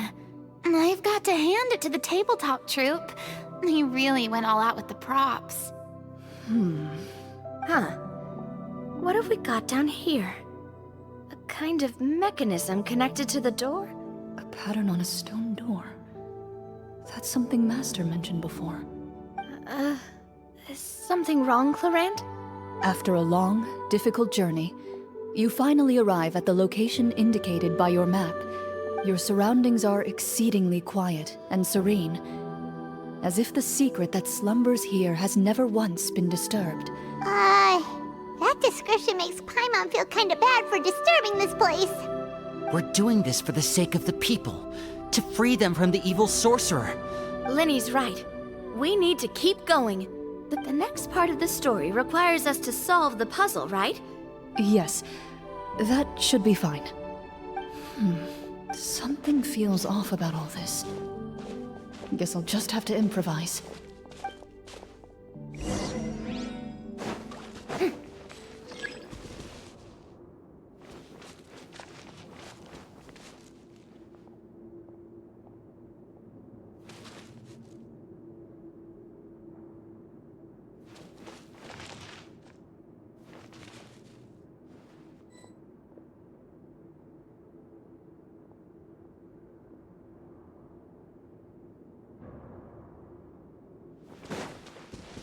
I found something!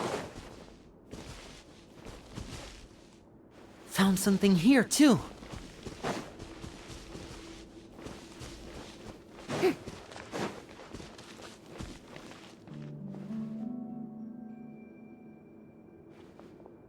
Same here.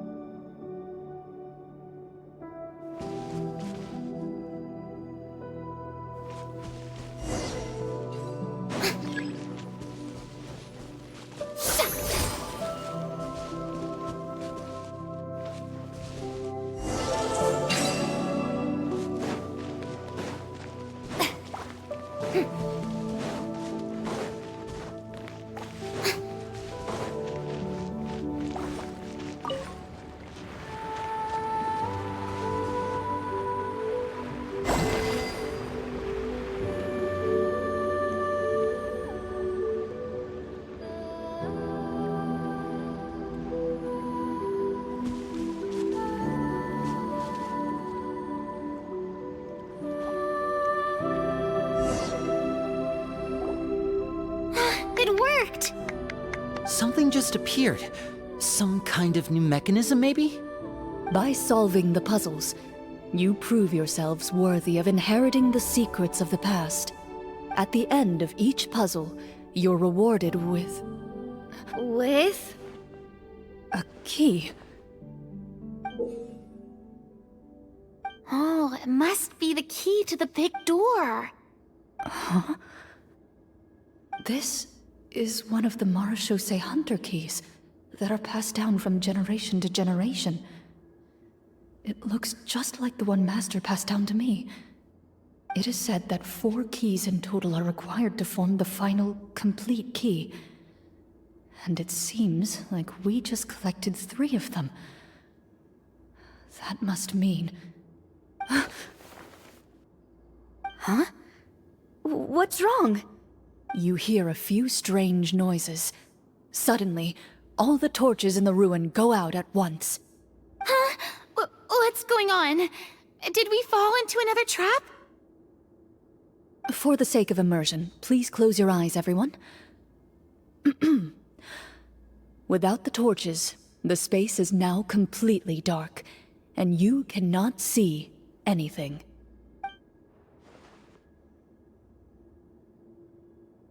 But Paimon can still see a little bit over here. Oh, right, sorry. Suddenly, you hear the sound of footsteps pierce through the darkness. There's someone else here? Oh, this is so unsettling. I can't see anything. I've been discovered then. Wait, that voice, it's... You recognize the voice as belonging to the guard who led you to this place. It appears he now covets the treasure for himself, and has come to stake his claim. Oh, so this is just part of the script. Then I can probably relax. Well, if we can't see anything, that means we can't fight to the fullest of our abilities. Should we retreat for now? Judging by the way he's holding his sword, he must be a real Marashose hunter. But this isn't part of the script. Retreat? That's not the hunter way. If it's dark for us, then it's dark for him. We choose to fight. Your choice is noted. Please keep your eyes closed until I tell you the torches have been relit. This battle will be in the dark. You got it! Well then, let us begin.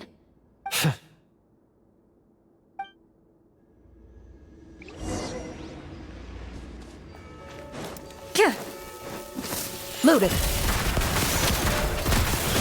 I'd like to try to hit him with my sword. Your strike is successful. Ha! Your face... Is he still standing? Goodness, he sure has a lot of HP. Is it over? Can we open our eyes now? The enemy is strong and relentless, but the battle is nearing its end. The torches have not been relit. What about now? Final strike. Ha!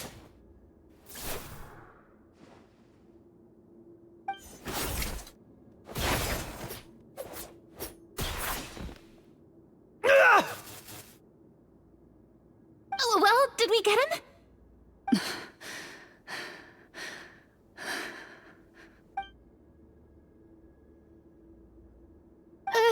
Glorian? Warm fire flickers across the walls once more. Your vision is now clear. In an impressive display of courage, the four of you successfully defeat the uninvited guest. That look in his eyes. It's like he became an entirely different person as soon as I defeated him. Huh? Mr. Florian? Oh, wait. We're supposed to be role-playing. I should stay in character. Speak your name, guard. Why did you lead us here just to betray us? Is this treasure really more important to you than bringing peace to the kingdom? What kingdom? What peace? Those were nothing but lies! I, Florian, am a true Marashose hunter, descended from hunters of ages past. So he's also using his real name. Or, wait, was that the name of his character from the very beginning? Then I'm even more confused. If you truly are a Marashose hunter, shouldn't you want to help us just like you said before? Shouldn't we fight together for the sake of the people? What do you know? In this day and age, there's no glory to be had as a Marashose hunter. What's that supposed to mean? My skills were passed down to me by my father. We lived a life of obscurity in the remote wilderness. Still, he devoted everything he had to being a Marashose hunter. And what did he get in return? A life of poverty and pain. In a world that forgot all about him. When he died, not a single person came to mourn his passing. The Marashose hunters were the ones who saved this city, were heroes. We deserved more recognition and respect than this! Is he talking about how no one in the capital seems to remember the hunters and their legacy? I didn't expect the script to contain this level of social criticism. So that's why you want to take the treasure for yourself? You feel like you're owed fame and wealth? If you already knew where the treasure was located, why didn't you just come down here and take it? Because I still needed the final key. Only a true Marachose hunter is capable of passing through this final door. As someone who sought to hurt others for his own gain, Florian lost that right long ago. Okay, but what is this treasure anyway? We've got all the keys, right? So can we just go in and take a look? You're sure you want to go in? We've been talking about it for so long. Of course we want to see what's inside. And we've already defeated Florian, right? So he won't try to take it from us anymore. Pesky brats. Watch yourself. Then let's open the door together. All right. Your choice of action is confirmed.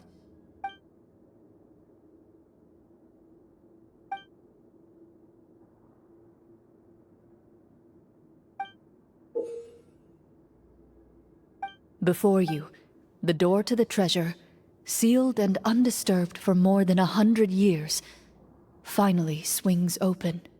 You hear the shrill wail of the door hinge as it rotates for the first time after years of disuse, almost like a sleeping giant letting out an extended yawn.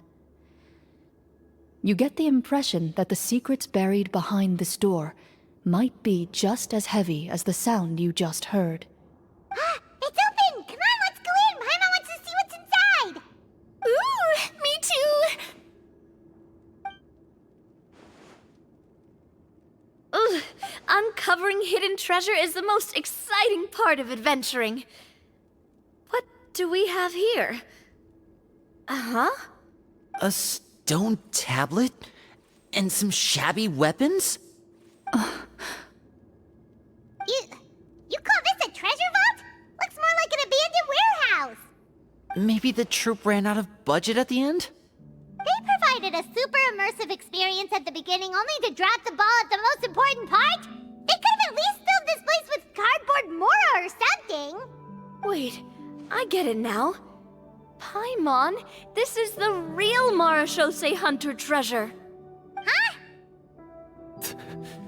This is it? The Marachose hunter treasure is just a stone slab and some broken swords? I can't believe it. I refuse to believe it! Whoa, are you okay? The Marachose hunter before you appears to suffer a serious mental breakdown. He needs to leave the room for a moment to collect himself. One of you seems to understand the significance of the treasure already. If the rest of you wish to follow suit, you may remain here in the meantime and explore your surroundings.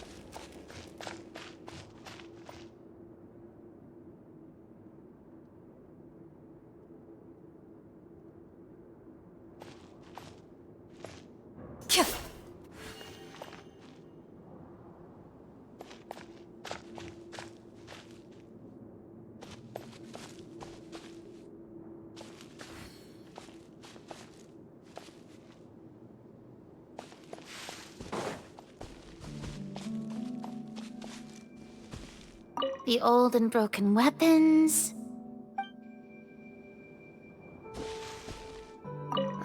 The names on the tablet.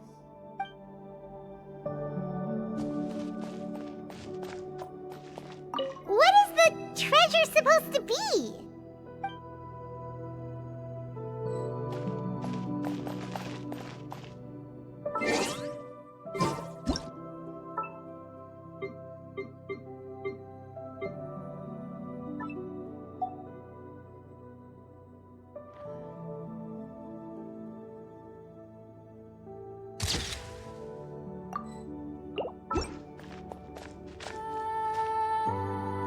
Walter.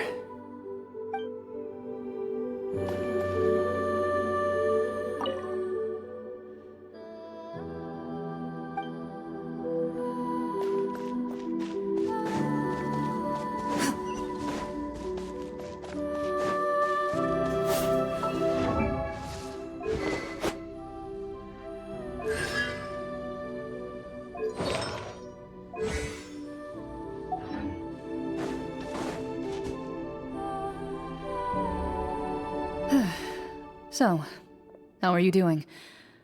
Feeling any better? What just happened?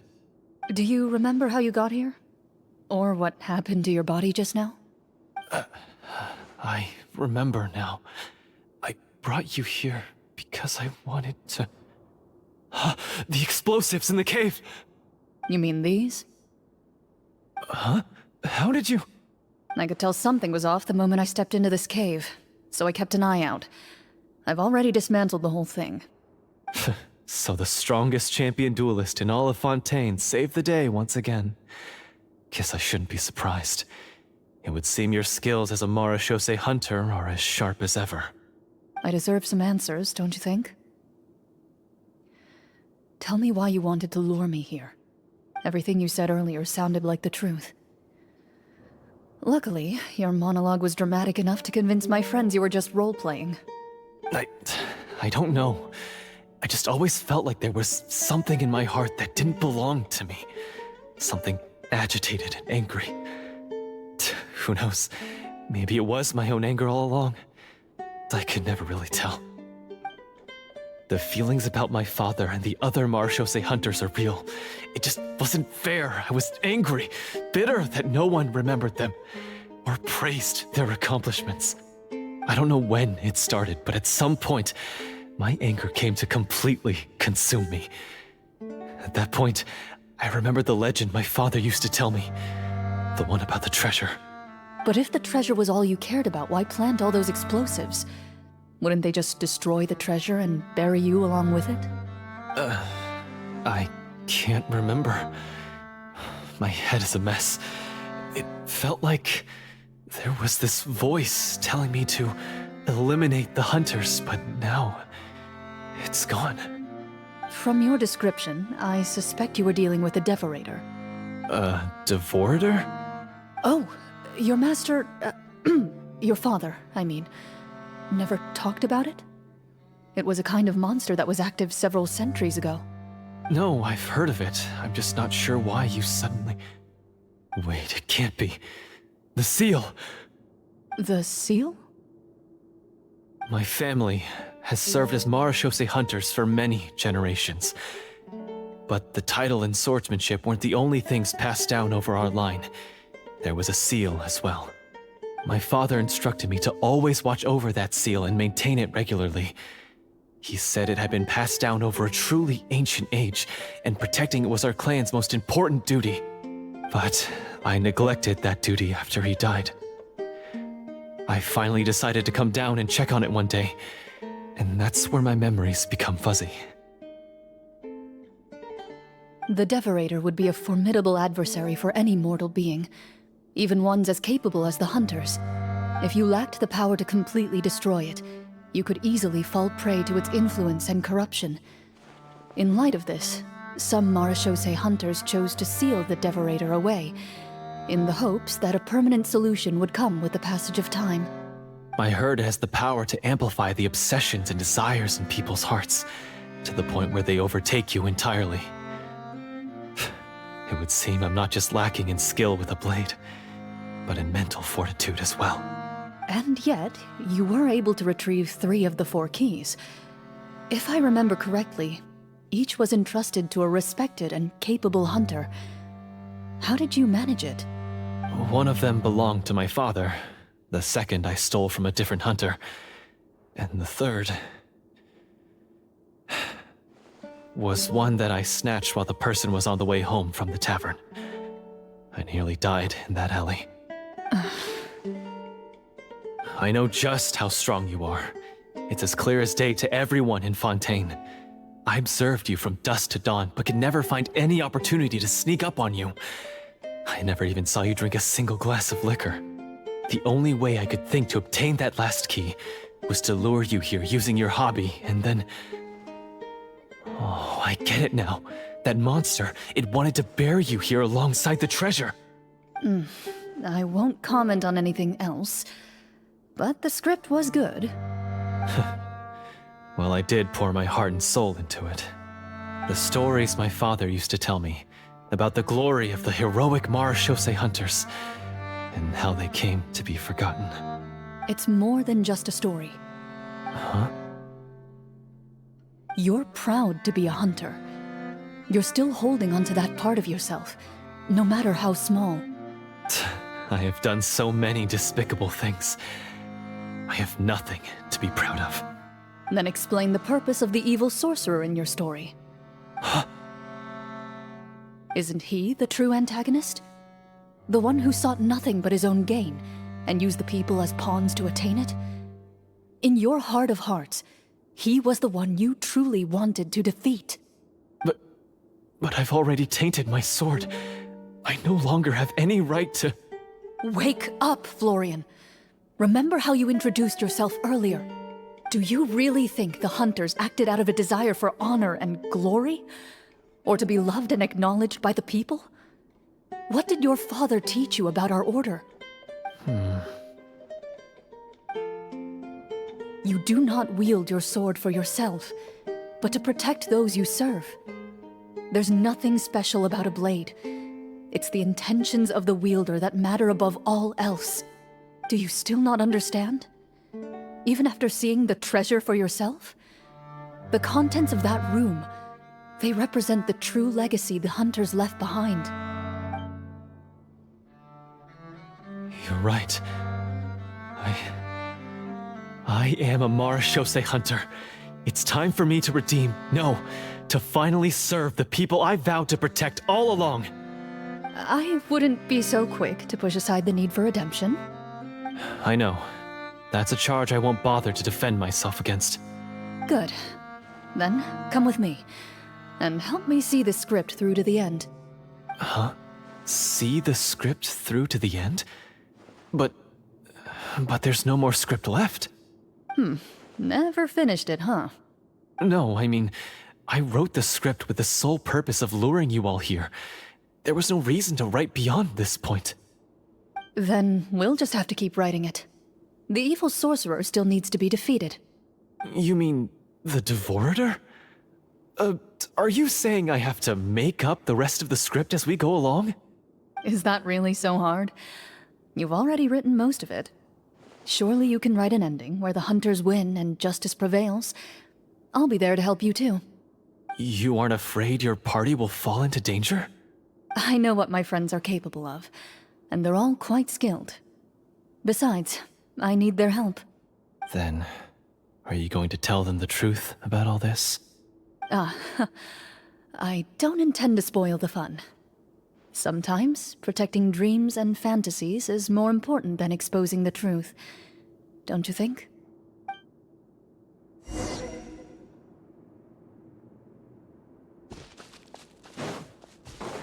Sure.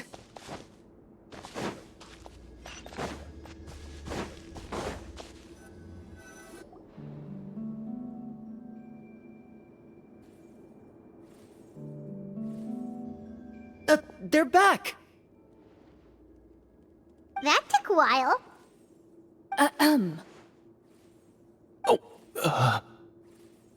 Ahem! My fellow Marechaussee hunters, please forgive me, for I have sinned. Tone it down. Sorry. After crossing swords with you and witnessing your courage in battle, I've rediscovered my true self and regained my pride as a Marechaussee hunter. Oh, Do I smell a redemption arc? I confess, I was brainwashed by the evil sorcerer. He asked me to lure you here so he could bury you in this cave. That little... Wait, you're saying all of that wasn't you, but the evil sorcerer? That's right. He's adept at manipulating the hearts and minds of the people. I fell under his influence because I did not possess a strong enough sense of will. Huh. And how are you going to prove that you're a changed man? We're not going to fall for the same trap twice. To be perfectly honest, I only came to my senses after seeing the treasure. It reminded me of my father's past teachings. The treasure was actually... The names of all the Marashose hunters from ages past and their weapons? Wait, you already know? Of course. Don't underestimate a veteran role player's exploration skills. Oh, wait, I mean Marashose hunter Navia's exploration skills. We just finished reading through the content of the stone tablet. That tablet recorded the lives of some fascinating people. For example, this Marashose hunter called Est. She inherited the responsibilities of the Golden Hunter and passed judgment on many people. But in private, she had a very easygoing personality. Her favorite pastime was singing and dancing with her friends, and she was said to have a beautiful voice. So, she was just like you. Oh, you really think so? Well, when you put it that way, I suppose I also have a few things in common with this Walter.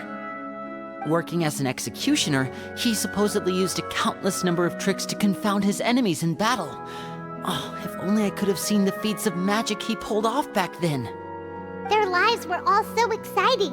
You could write so many cool books about their accomplishments. How could they have all been forgotten? Because they chose to be. To hunt monsters that only appear in the shadows, you must also operate in the dark.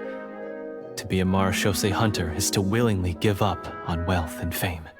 Then this stone tablet must have been left behind by their companions. That's right. Few Marashose hunters ever revealed their identity to the public.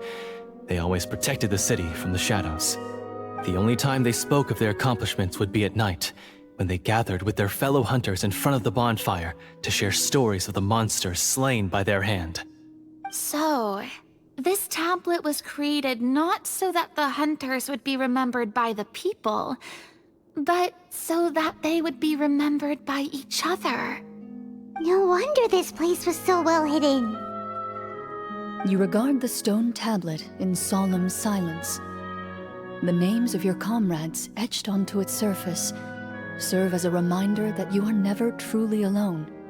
The tablet proves that, although a hunter walks a shrouded path, it is not a solitary one. There will always be those who walk beside you, a fact that remains as true today as in ages long past. Their legacies shall continue to be passed down from generation to generation, as everlasting as the stone onto which their names are carved. Father, you once told me that I should seek out the treasure if I ever became lost. So this is what you wanted me to find. Thank you, my friend. You are very kind. I implore you, everyone, please give me a chance to make up for all I've done. Allow me to fight alongside you and defeat the evil sorcerer that threatens the peace and prosperity of everyone in this kingdom. Well, I say we let you join. Sounds good to me too. Everyone makes mistakes. What matters is what you do to make up for them. I have no objections, but... Mr. Florian, do you even know how to defeat the evil sorcerer? When he took over my mind, I gained some insight into his thoughts. Every time I thought of the treasure, he reacted with a strong sense of fear. Huh? He's afraid of the treasure? But there's nothing here except some broken weapons and the stone tablet. What if the secret's hidden inside these weapons? GM, permission to investigate.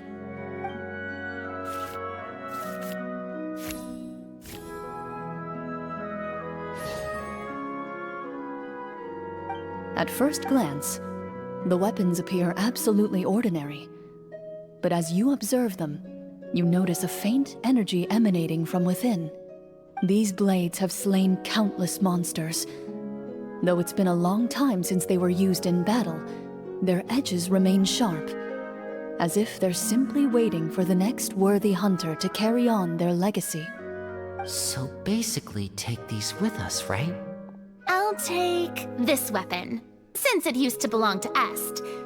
Maybe it'll find comfort in being held by someone who appreciates the arts. Ah, good idea. I'll take Mr. Walter's bow then. From one archer magician to another. Paimon's gonna pick a cool weapon too!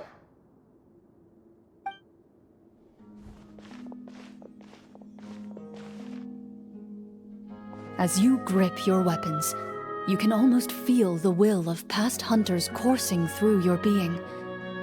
It's a feeling of courage, determination, a silent vow passed down from generation to generation that says, eradicate the monsters, no matter the cost.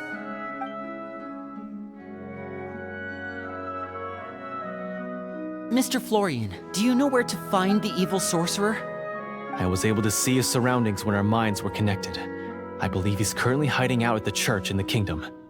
We must be extremely careful. He's spent so long living among monsters that he's now taken the form of one. He will not be easily defeated. Then why don't we explore some more and try to find some higher level gear? We don't want to just fight him and lose, right? No, we have to strike now. He was greatly weakened when I managed to break out of his control. If we let him rest, he might have time to escape. I agree with Mr. Florian. We've got to act while we have the advantage. Don't forget, the people of the capital are counting on us. Yeah, now that we've got a plan, there's no point in waiting. The longer this drags on, the worse it will be for everybody. Yes, that's what's called... Yes, that's exactly right. Alright, you've persuaded Paimon. Mr. Florian, please lead the way. Of course. Follow me. He had to set up so many scenes today, and now he has to join in for this last part. I really don't envy his job. Finally, you decide to slay the evil sorcerer and bring peace back to the kingdom once and for all. As you walk away, you feel the gaze of the stone tablet at your back, as if all the hunters of the past are wishing you success in the battle ahead and awaiting your triumphant return.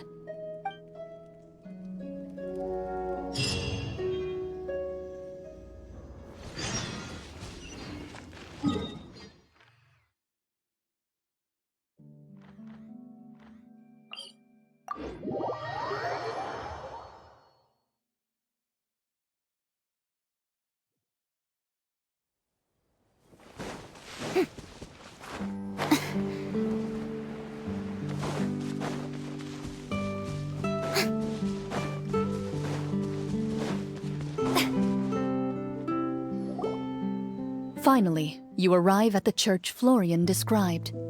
As you approach, an ominous aura surrounds you. You get the sense that your enemy is close at hand. How strange. This uneasy feeling seems so real. How did they manage that? Now, it is time for the final battle. Let's go!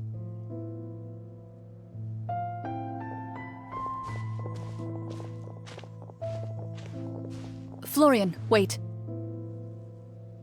What's wrong? I think you should wait outside. You've already been corrupted by the Devorator once. It could easily re-enter your mind and take control of your body. I don't think it's a good idea for you to be this close. If it corrupts you again, it's possible you might take on a new form entirely. That's exactly why I have to go. Why I should be at the very front. You mean... Yes. I intend to lure it into my body. That's too risky. If things get out of hand, I might have to kill you. Do you understand how dangerous this is? I understand, but if I do this, you'll have a clear and visible target. The Devorator will have a hard time passing up a chance to enter a body it knows how to control. You won't have to worry about any of your friends being taken over. You're not like me, Miss Clorand. You're a just and powerful Marechaussee hunter. The monster broke free due to my error. It's only right that I shoulder the responsibility for its destruction. This is something that I have to do. Consider it a duel to restore my honor. My only request is that you give it your all.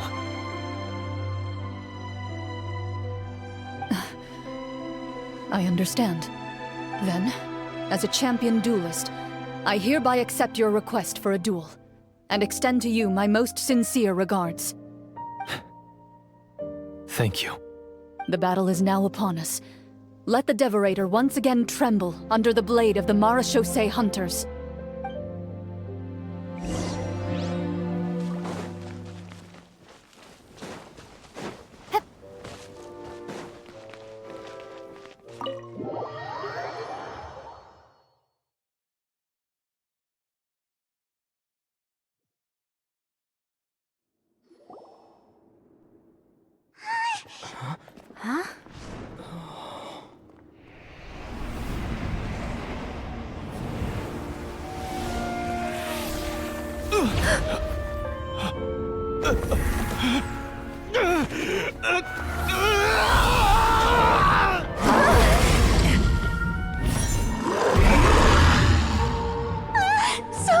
So lifelike!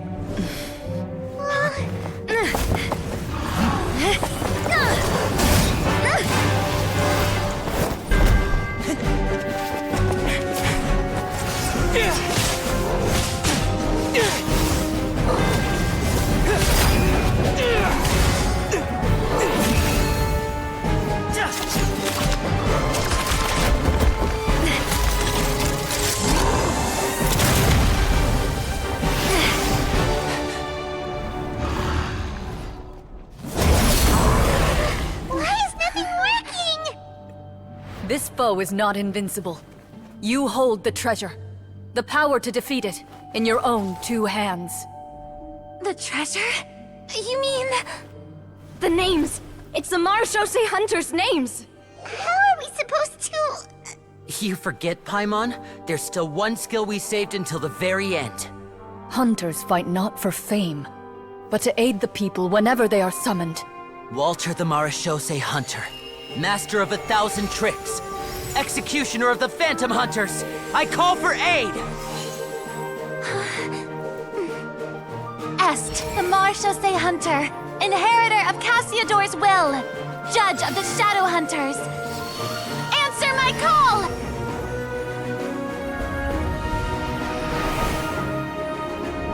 Petronia, protector of justice and order, the hunter I respect the most.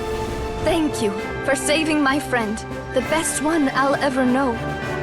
Please, lend us your strength!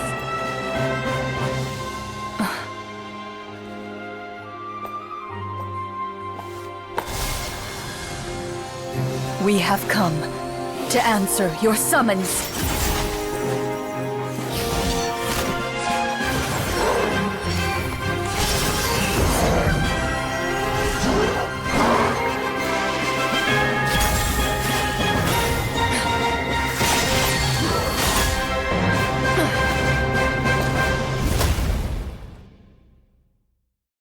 And so, the monsters were eradicated, and the sorcerer was defeated.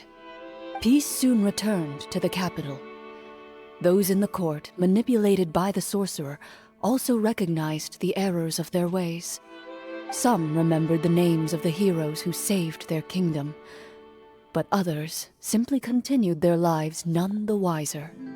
Such is the story of the Marechaussee Hunters. They pursue the phantoms in the darkness and exterminate all who pose a threat. They will always protect the city and those within it, even should all memory of their accomplishments be forgotten by the very people they serve. I am assuming we've finally reached the end of the script. Yes, You've reached one of the better endings. It's a pretty solid story overall. I thought it was just an ordinary adventure at first, but the further we got into it, the more impressed I became with the production and the plot. That final battle especially! All the effects were super realistic. Oh, right. Yeah, totally. That's a really good point. I never expected the weapons we picked up from that vault would have that kind of effect. Yeah, mine nearly scared the daylights out of me when it started glowing. I took a good look at it after we got out, but I don't think it ever lit up again. Oh, we should probably give these props back, right? I'll just leave mine here. Did you have a good time? Of course. Let me know if another script like this comes around. Sure, no problem. Then I'll head back for now. I think I need some time to fully digest everything that just happened. Once Mr. Florian is awake, please pass on my regards to him. He must be extremely exhausted to have passed out cold like that. You're right. He's had a lot to deal with. Well, see you all some other time. Toodaloo!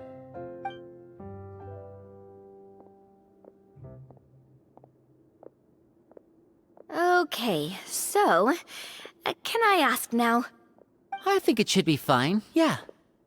what in the world was going on back there? So you saw through all of that? That time in the cave when you told us to close our eyes, it'd be weirder if we didn't notice anything. I was dying of curiosity the entire time. I mean, you did a pretty bang-up job of pretending nothing had gone wrong. Farina actually looked like she thought all of it was planned. Guess none of us wanted to be the one to break the illusion. What are you all talking about? Oh, wait. Don't tell me Paimon never... Oh, this is all my fault. It's not too late to cover your ears. Here, Paimon, I'll do it for you. Bit late for that, don't you think? You're saying everything that happened back there wasn't actually part of the script? It's probably more accurate to say this was never a real scripted story to begin with. What? So loud. My head. Hey, you! Get up right now and explain yourself! No shaking, please! Oh, my head.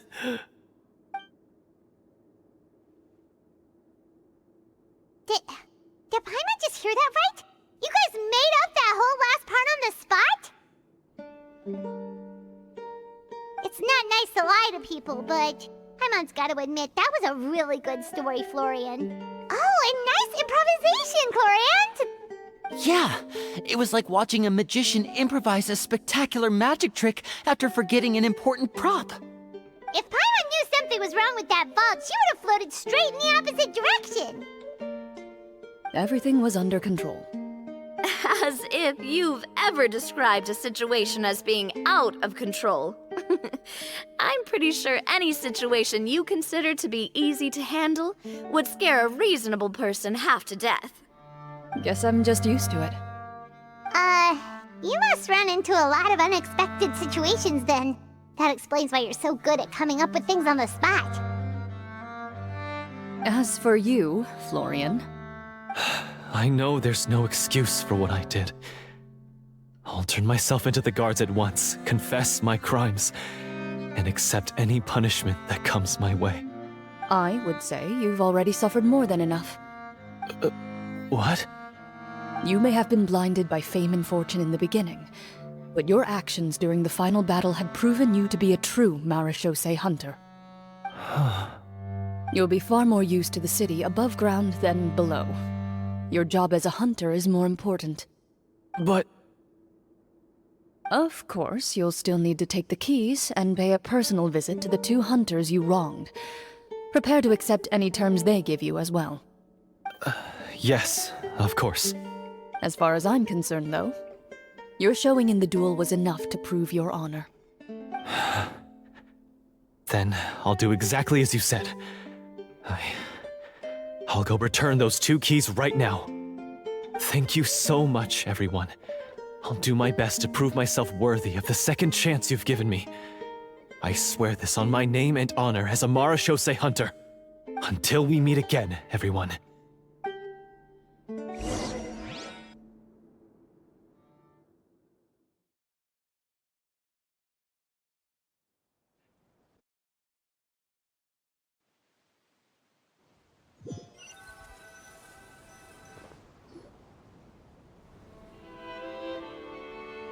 Speaking of Marashose hunters, what should we do about the treasure in that cave?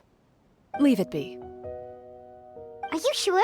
We could show it to people, make it so that the hunters are remembered. Don't you want that? No. Every name on that tablet made the same choice. All hunters know what the path entails. I am no exception. My identity as a Marashose hunter is not something I need people to remember. I wish only to be recognized as a champion duelist. Nothing more. That's certainly very different from the path of a magician. Still, I admire your decision. Wait! Paimon just remembered something. If there were no special effects involved, why did our weapons begin to glow during the battle? That's because the Marashose hunters of ages past would often imbue their weapons with special enchantments to suppress the monsters. Whenever a monster was nearby, their weapons would start to glow. Oh, so that's why they had an effect on that guy near the end. I really thought the summons were doing all the work. Well, I'm sure the summons were a part of it too. Oh? How so? This particular devorator probably hailed from the same era as the hunters we saw in the room. The names you recited all belonged to the bravest hunters. Countless monsters fell to their blades. That's likely why the devorator visibly reacted when you said them out loud. So the names held the power all along!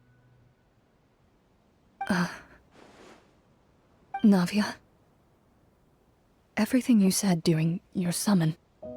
Huh? Oh, I meant what I said. I mean, it was true to my character, so yeah, I'm glad you heard it. Just don't make me repeat myself. It's embarrassing. I really appreciated those words. All right. Don't get all sentimental on me. Anyway, let's not talk about that anymore. I'm going to go on ahead. Don't fall too far behind now. She ran off! I should probably head back as well. This story was truly incredible. I might have to spend the whole night telling my siblings all about it. Goodbye.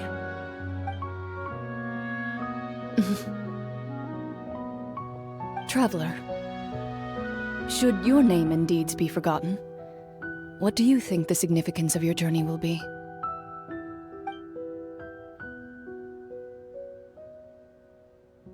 I suppose the significance would be the journey itself and the world we helped create.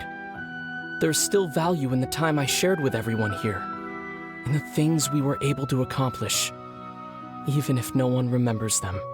A great answer. I'll remember it. Me?